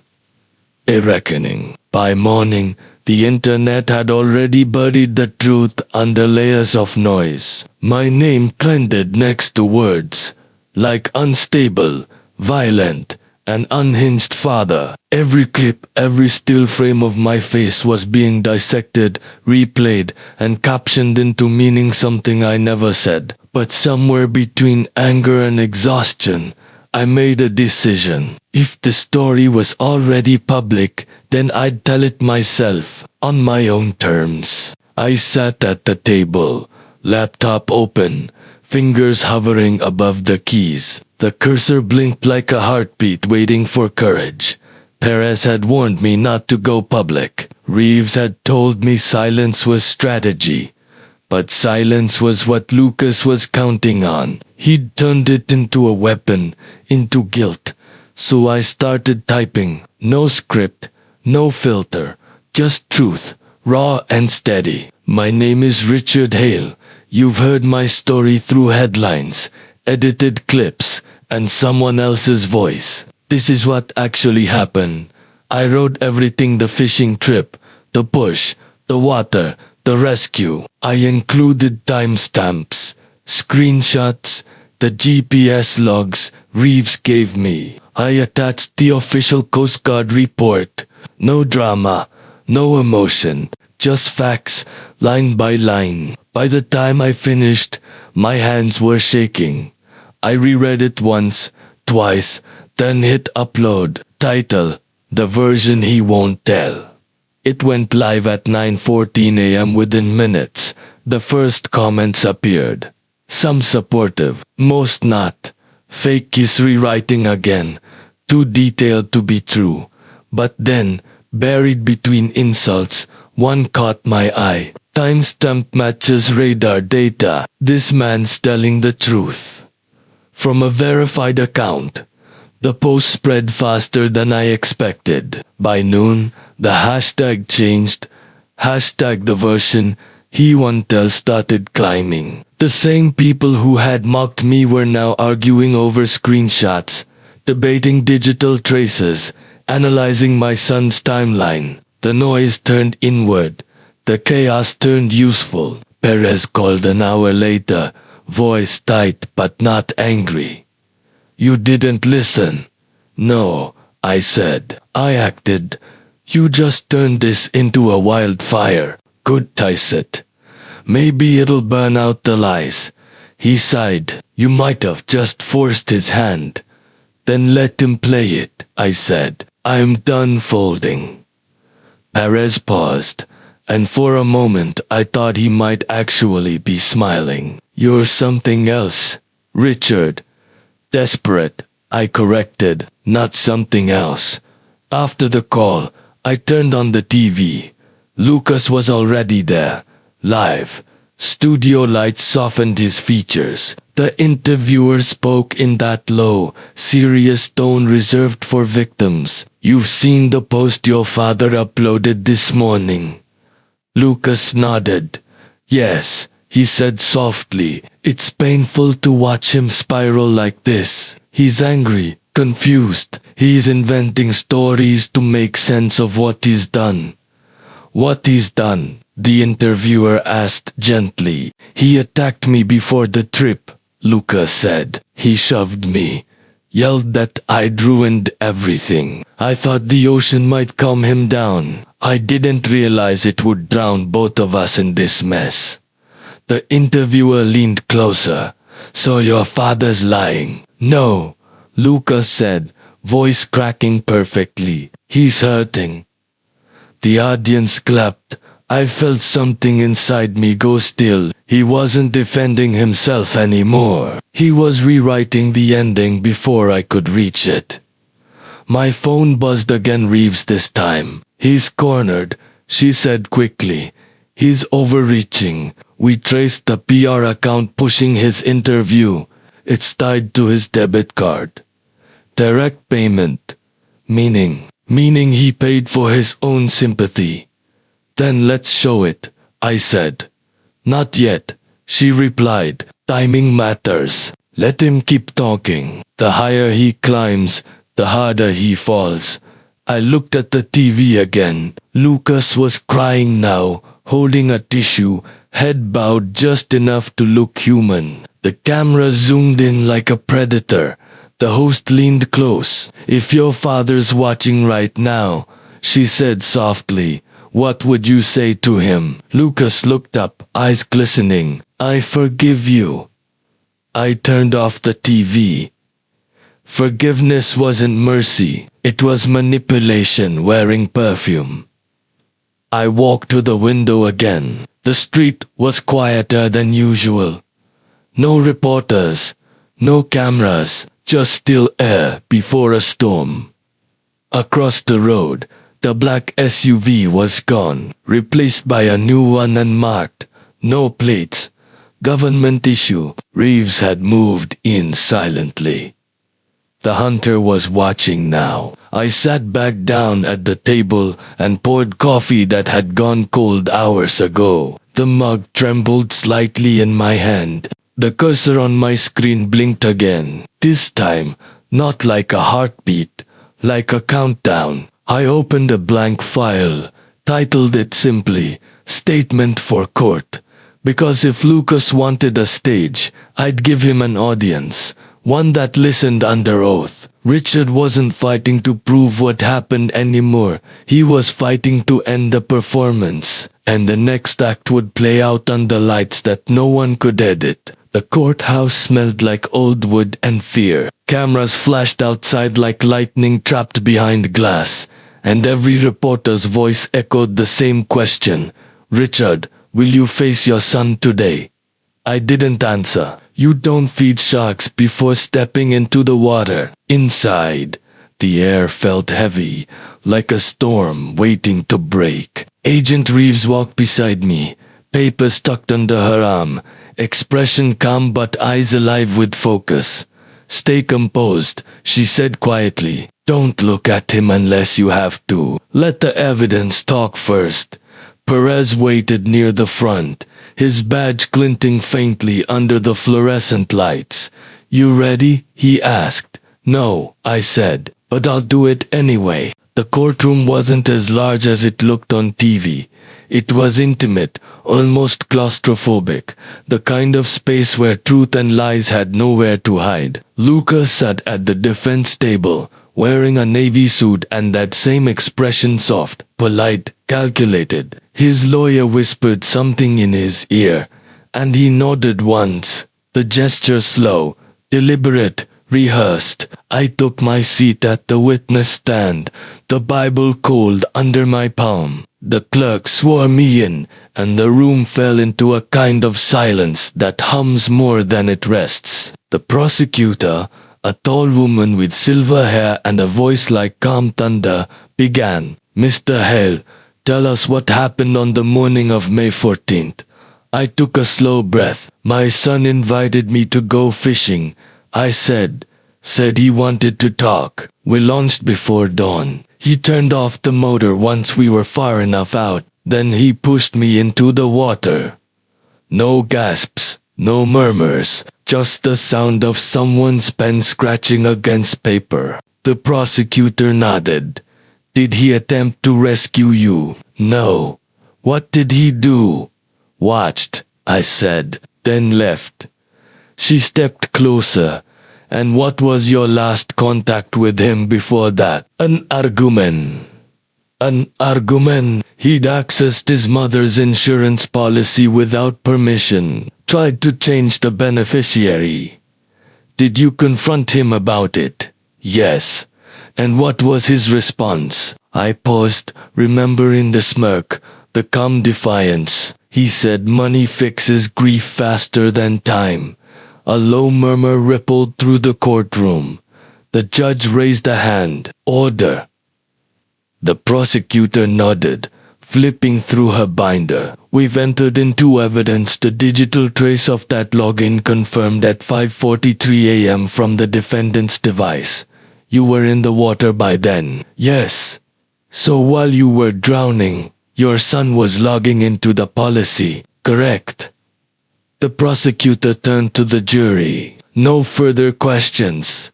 The defense attorney rose slowly, smoothing his tie, a smile curving his lips like someone about to play a favorite song. Mr. Hale, he began, you've described a very serious accusation against your own son. Might I ask how's your relationship been since your wife's passing? Difficult, I said, but not deadly. He chuckled softly. Tension exists in every family. Arguments happen. You'll ever lose your temper? Of course, I said. I'm human. Ever hit him? No. Raise your voice? Yes. Threaten him? Never. He paced slowly, letting each question breathe like bait in the water. And yet, in the leaked voicemail, you can be heard saying, and I quote, "You'll regret this. Care to explain?" I didn't flinch. That was from 3 years ago. Out of context, I was talking about him dropping out of school. So you admit it's your voice? Yes, I never denied that. I denied the edit. Ah, the lawyer said, smiling wider. Edits, easy excuse in the digital age, isn't it? I leaned forward slightly. Not an excuse. A fact. Agent Reeves can verify the splice markers. There are compression cuts where the audio was rearranged. He paused, lips twitching. Technical talk dos antes way. Juris Mr. Relay. Emotion does. You seem angry. Wouldn't you be? I said. If your son tried to turn your death into a paycheck. The courtroom stirred again. The lawyer hesitated just long enough to know he'd lost momentum. No further questions, he said finally, walking back to his seat. Reeves handed a document to the prosecutor, who stepped forward again. Your Honor, she said, we have a live exhibit to submit digital proof of audio manipulation confirmed by federal forensic analysis. The judge nodded. Proceed. The screen at the front of the courtroom flickered to life. 2 audio waveforms appeared side by side, one real, one edited. Reeves stood by, pointing to the jagged gaps where Lucas's team had cut and rearranged the sound. Notice the discontinuities here and here, she said. Those aren't pauses. They're digital stitches. Someone built a story. The room was silent except for the faint hum of the speakers. Then the judge spoke. Mr. Hale, he said, turning toward Lucas. Anything to add? Lucas stood slowly, his face blank, but his hands tight against the table. My father's been through a lot, he said softly. Maybe he believes it happened that way. His voice cracked just slightly, enough to sound sincere, but the jury wasn't looking at him anymore. They were watching the screen, watching the truth speak louder than tears. The prosecutor leaned close to the judge and whispered something. The judge nodded once. We'll recess until morning, he said. The gavel hit wood. Lucas glanced at me once on his way out. No smile this time. No mask, just something raw, almost afraid. Richard had survived the sea, the lies, and the trial's first storm. But the next day would decide whether truth could float or sink for good. The courthouse the next morning felt colder. The same walls, the same lights, but the air was different, thicker, sharper, like the room itself knew the truth was about to surface. Reporters filled the hallway, their whispers leaking through the doors like steam. I didn't look at them, I just kept walking. Perez met me outside the courtroom, coffee in hand, eyes heavy but steady. "He's rattled," he said quietly. "Didn't sleep last night." His lawyer called for a delayed judge, denied it. "So it's today," I said. "One way or another." Perez nodded. Reeves found something new. Digital footprint of his cloud. He uploaded backup files the morning of the incident. "There's a voice memo you'll want to hear." "What's on it?" "You'll find out in there," he said. "Trust me, it's big." Inside, the room buzzed with low tension. Lucas sat at the defense table, suit perfect, expression blank. His lawyer looked like he hadn't blinked in hours. Reeves was near the front, tablet in hand, whispering to the prosecutor. The judge. The gavel hit. Court is now in session. The prosecutor stood, posture controlled, voice clear. "Your Honor, new evidence has been recovered." An unaltered voice recording made by the defendant on the morning of May 14th. It was automatically synced to his cloud service. Metadata confirms time of creation and device source. Lucas's lawyer rose instantly. "Objection, this is discovery ambush. It's admissible," the prosecutor countered. "Chain of custody verified." Defense had access to these files before the subpoena. The judge adjusted his glasses. "Overruled. Proceed." The lights dimmed. The recording began. Static first, then wind, faint waves, the hum of an idling engine. Then Lucas's voice. "Come, confident. To come." "He still doesn't get it," he said. "Keeps talking about Mom like that'll change anything. He doesn't deserve what's left of her." A pause, metal scraping. A chuckle. "Maybe the sea can teach him something." Another pause. The sound of footsteps on fiberglass. "Say hello to the deep, Dad." Then the splash. The playback stopped. Silence filled the room like a scream. No one moved. No one breathed. The prosecutor's voice was almost a whisper. That recording was taken from the defendant's device. There's no splice, no alteration. The voice print matches his own. The lawyer stammered. "This is taken out of context.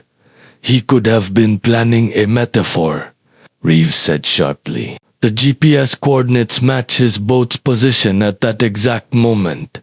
The jury turned toward Lucas.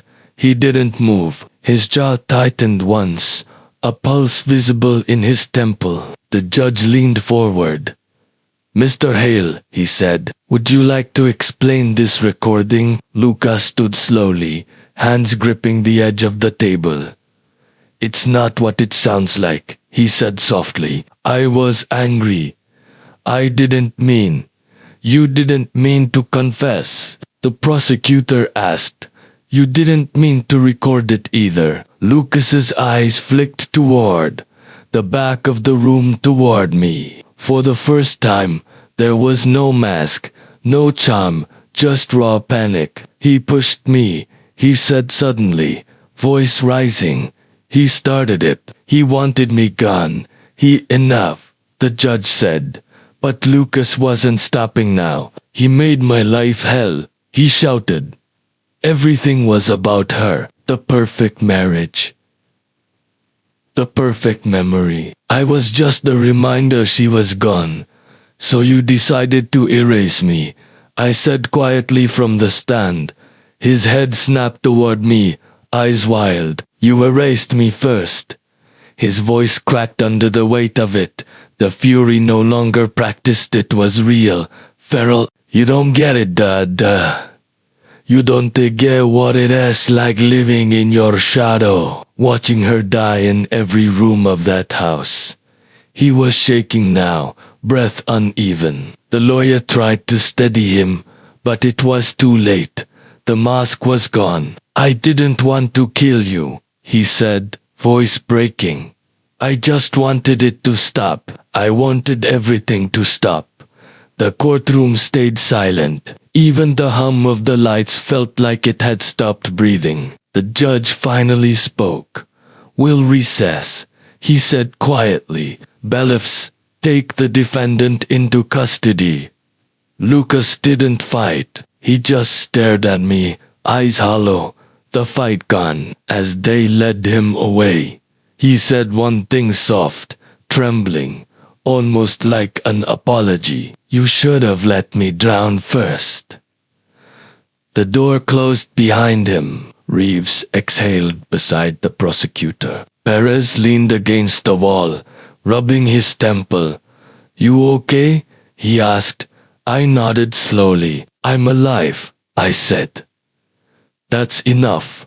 For now, he said. But healing's the harder part. The judge returned moments later, expression grave. Court will resume tomorrow for formal charges, he said. But it seems we've heard the heart of this case already.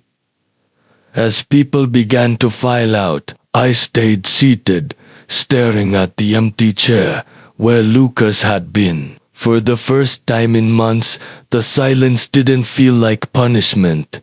It felt like release. Richard had won the truth, but victory doesn't fix what truth breaks. And when the trial ended, he'd still have to face the one thing the court couldn't judge: forgiveness.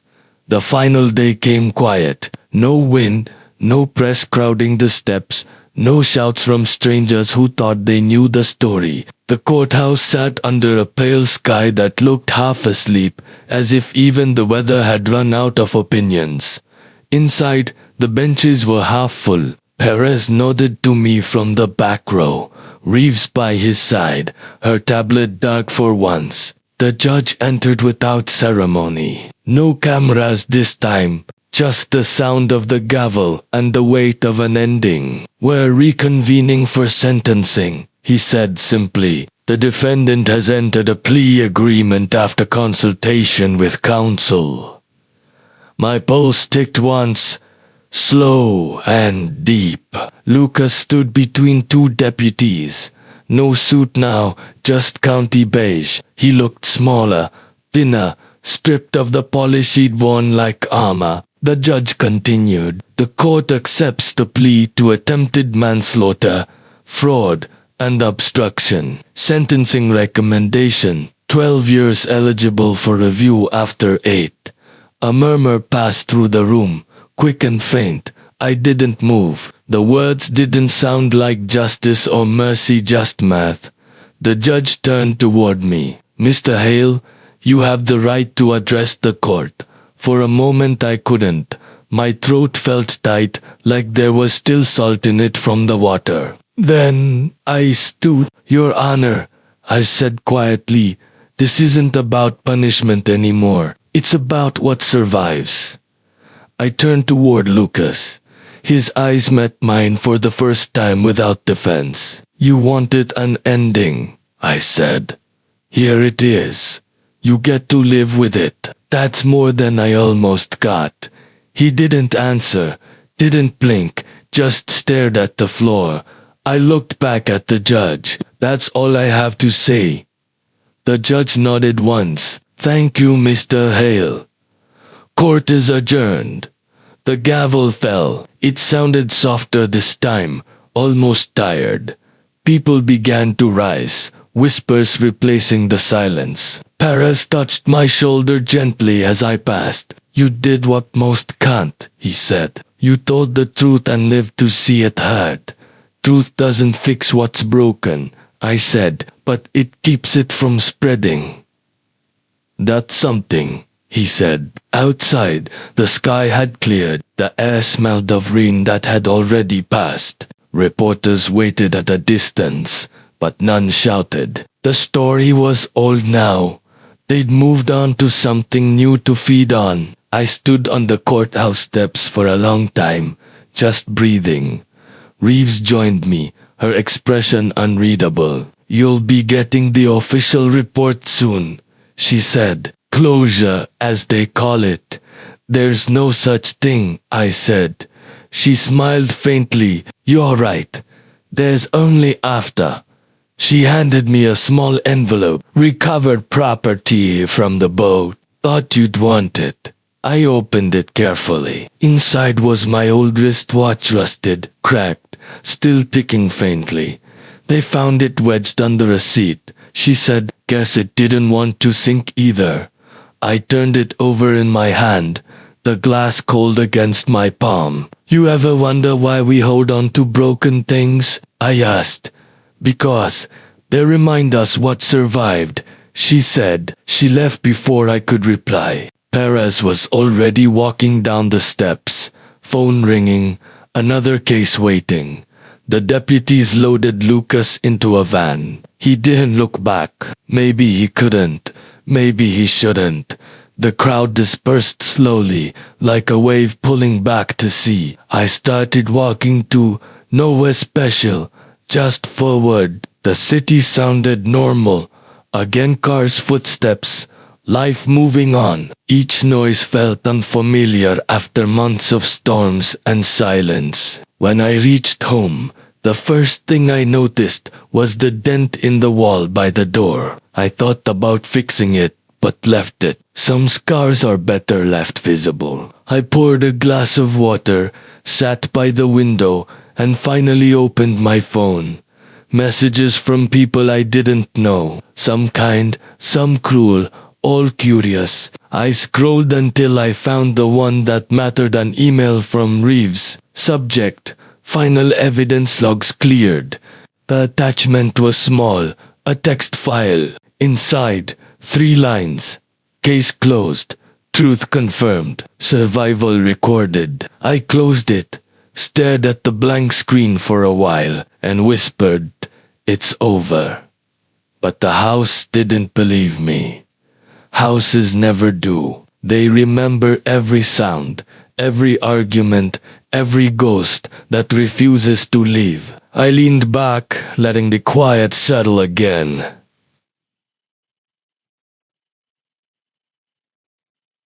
This time, it didn't feel like drowning. It felt like breathing after holding it too long. Outside, the street was still. The air tasted clean.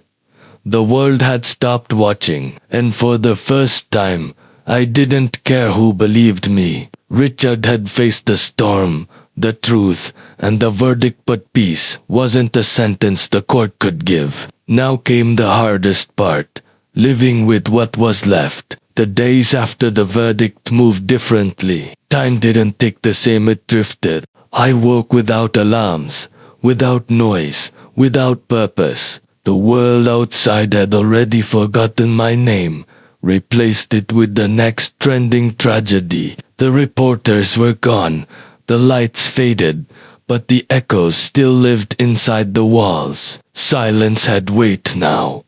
It pressed on everything. Every cup I set down, every floorboard that creaked, every shadow that moved when it shouldn't. For the first time in months, I was alone, and it felt like a test. I started walking in the mornings, just to remind myself the ground still held me. The sea wasn't far, the same one that almost took me, the same one that swallowed everything else. Standing on the pier, I could still feel the cold of that morning under my skin.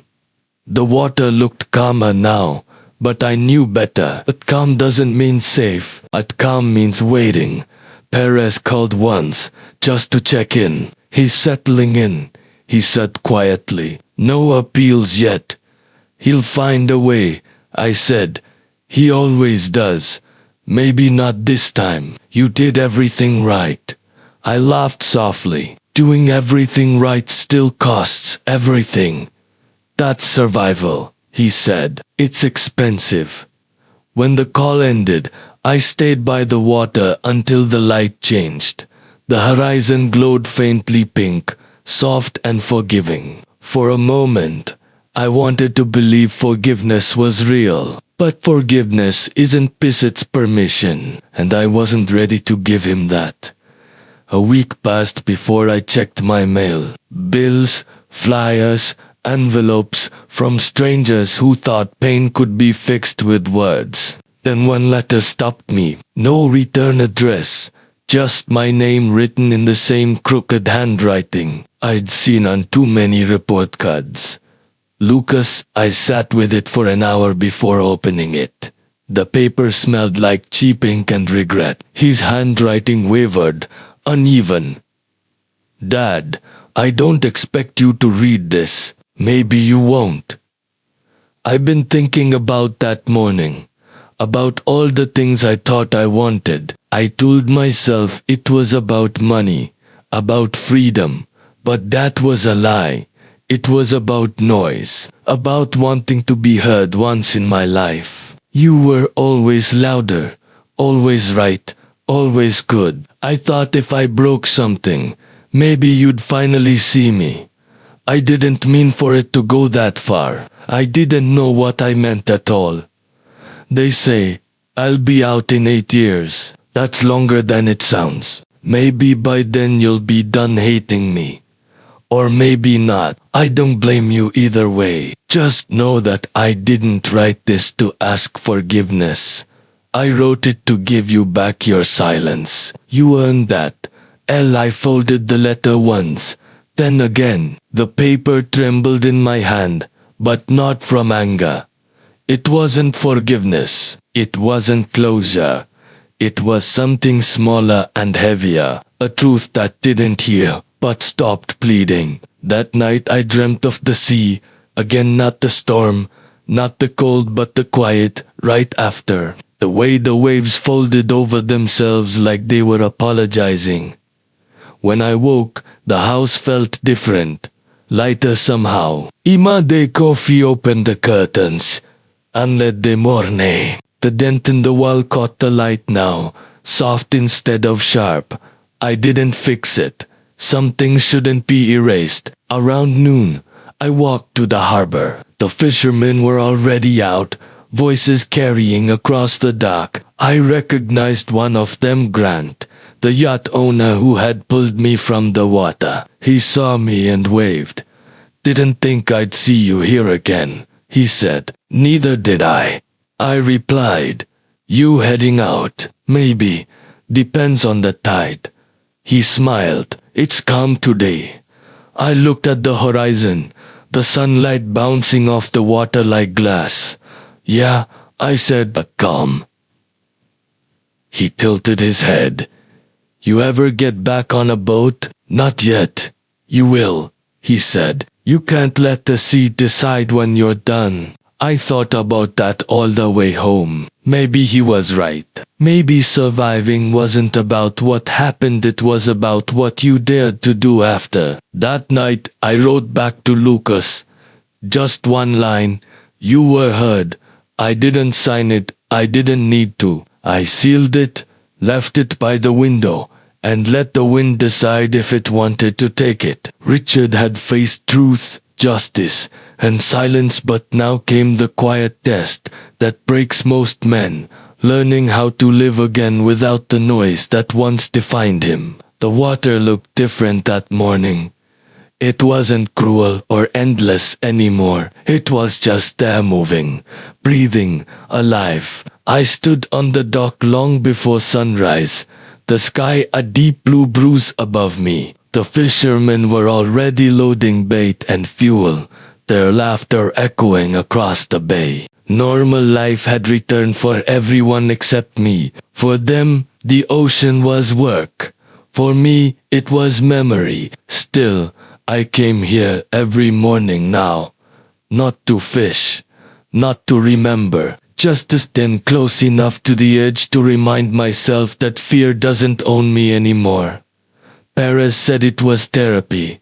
Reeves called it exposure. I called it surviving forward. It had been 6 months since the sentencing. Lucas hadn't written again, and I hadn't sent another letter. The silence between us had turned into something solid, like a truce made of distance. I'd sold the house, the one filled with dents and ghosts, and moved closer to the marina, into a small apartment above a tackle shop. The first night there, the sound of water under the boards kept me awake. By the third night, it started sounding like peace. One morning, I saw Grant again, hauling supplies into his boat. "Morning, survivor," he called. I smiled faintly. "Morning, rescuer. You coming out today?" he asked. I hesitated, just thinking about it. "Thinking's the longest part," he said, tossing a rope onto the dock. "When you're ready, there's a spare seat." I didn't answer right away. The thought of open water still stirred something dark in me, fear, anger, maybe both, but it didn't paralyze me anymore. "Maybe tomorrow," I said. He nodded, as if he knew I meant it this time. That night, I sat by the window with the letter from Lucas. I'd read it a dozen times, memorized every uneven line, every word that sounded like apology wrapped in denial. I didn't forgive him. I didn't hate him either. I just understood him now. That was its own kind of punishment. I thought about Margaret then, about the way she used to say, "You can love someone and still lose them." She was right. You can also lose someone and still love them. A week later, I finally went. The dock was empty except for Grant, waiting beside the same yacht that had saved me once before. "You sure?" he asked. "No," I said, "but that's never stopped me." He grinned and started the engine. The home was familiar, steady, not the threat it used to be. We eased away from the dock, the water breaking soft against the hull. My chest tightened as the shoreline slipped farther behind us, but this time I didn't look back. "You're quiet," Grant said. "You always this quiet on boats." "Last time I talked too much, someone threw me overboard," I said. He laughed, then caught himself. "Sorry, don't be," I said. "It's funny now. It wasn't, not really, but it felt good to say it like it was." The horizon stretched wide and silver. I closed my eyes and listened to the rhythm of the waves, the low drone of the motor, the gulls calling somewhere overhead. It didn't sound like danger anymore. It sounded like forgiveness, slow and quiet. We stopped halfway to the reef, just drifting. Grant tossed me a rod. "You remember how?" "Maybe," I said. "Guess we'll find out." I cast the line clumsily, the lure hitting the water with a small splash. Ripples spread, soft and circular, and I watched them fade into the sea. My hands were steady. For the first time since that morning, I realized I wasn't waiting for anything bad to happen. "Feels different this time," Grant said. "Yeah," I replied, "because I'm not running from it." "You think you'll ever see him again?" I stared out at the endless crab blue. "Maybe," I said. "Someday." "What'll you say?" I thought about it for a moment. Probably nothing. Some things don't need words anymore. We stayed out there until the sun started to sink, painting the water orange and gold. When we turned back toward the marina, the reflection of the light followed us like a trail. I watched it fade behind the wake.com and final. When we docked, Grant clapped me on the shoulder. "You did it," he said. "You came back." "Yeah," I said. "Guess I did." I went home that evening and opened my window to the sound of the sea. The air smelled of salt and forgiveness. For the first time, the silence didn't feel like punishment, it felt earned. Richard had faced the water again and lived, But survival wasn't the end of the story. The past still had one more ripple left to send his way, and this time it wouldn't come from the sea. The ocean was quiet that morning, calm in a way that almost felt deliberate, as if it knew the story was nearing its end. I stood on the dock with coffee in hand, watching the tide shift in slow rhythm. The marina creaked softly, ropes tightening against wood, boats rocking like they were breathing. I'd come here every day for weeks now, and each time it felt less like returning to a place, and more like returning to myself. Survival had turned into something simpler.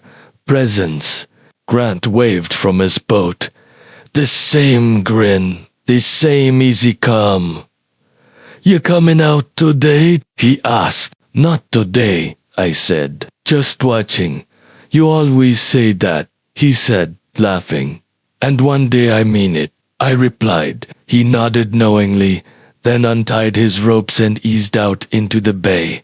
I watched the boat fade into the light, the white wake stretching behind it like memory, trailing through water. The world had gotten quieter in the months since the trial. Reporters stopped calling, strangers stopped staring, and silence no longer felt like judgment. I'd started writing again, small things at first.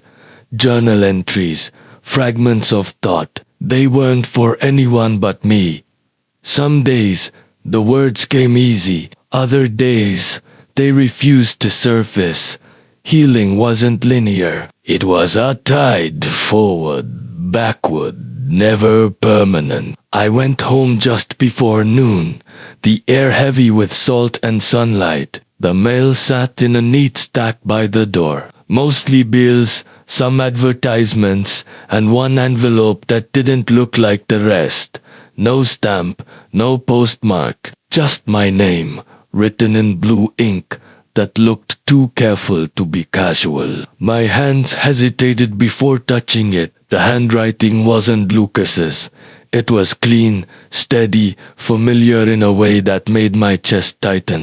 Inside, a single sheet of paper. No greeting, no signature, 2 lines. "He's in the same program as I was. I'll make sure he makes it out." I stared at the words until they blurred. The paper trembled slightly between my fingers. I knew who had written it. Margaret, her old counselor, the one she'd written letters to during her final months, the one who'd tried to help her before the sickness took everything but her kindness. My throat went dry. I hadn't spoken to that woman in years. Somehow, she'd found out. Somehow, she'd found him. There was a phone number written under the message. I sat down, the letter still open on the table, and stared at my phone for a long time. Call or don't. The simplest choices always carry the most weight. Finally, I dialed. The line clicked once. A soft voice answered. "Richard," she said, "I hoped you'd call. You're still in touch with her program." "Always," she said gently. "It never ends for people like us. We stay connected. We keep track of the ones who need it." "Lucas," I asked. "He's in the rehabilitation unit," she said. "Anger management, psychological therapy, voluntary participation." "Voluntary," I repeated. "He asked for it." "He did. He's quiet, withdrawn, but he's there." I didn't speak for a moment. My mind couldn't decide what to do with that information. She seemed to understand the silence. "You don't owe him forgiveness, Richard," she said, "but you might owe yourself the chance to stop hating him." I nodded even though she couldn't see me. "I don't know if I can." "Then don't," she said softly. "Just know he's trying." She paused. "You're both still alive. That's enough to start something different." "Thank you," I said quietly, "for finding me."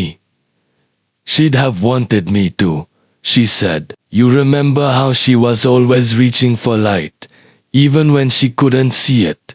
The call ended, but her words stayed. I set the phone down and looked out the window. The afternoon sun had softened into gold, painting everything warm. The letter sat open on the table, its edges lifting slightly with the breeze. I didn't fold it. I didn't hide it. I let it stay where it was, a small proof that even after everything, something gentle still found its way through. That evening I walked back to the pier. The sea was calm, almost glass-like. I stood at the edge, shoes inches from the water, the wind brushing against my face. Somewhere in the distance, a gull cried out and faded into the horizon. I closed my eyes and took a slow breath. The air was cold, but it didn't bite anymore. It filled. It lifted. For the first time since that morning on the boat, I didn't feel like I was drowning in memory. I felt anchored in it. I thought about everything, the lies, the trial, the silence, and realized survival wasn't just about living through the storm. It was about learning to breathe after it. The sea shifted below me, quiet and infinite. I whispered into it, not for anyone to hear, but because it felt right. It's over. And for once, it actually was. The ocean had taken everything from Richard, once his trust, his family, his peace. But in the end, it gave something back. Not forgiveness, not closure, just stillness. And sometimes, stillness is enough.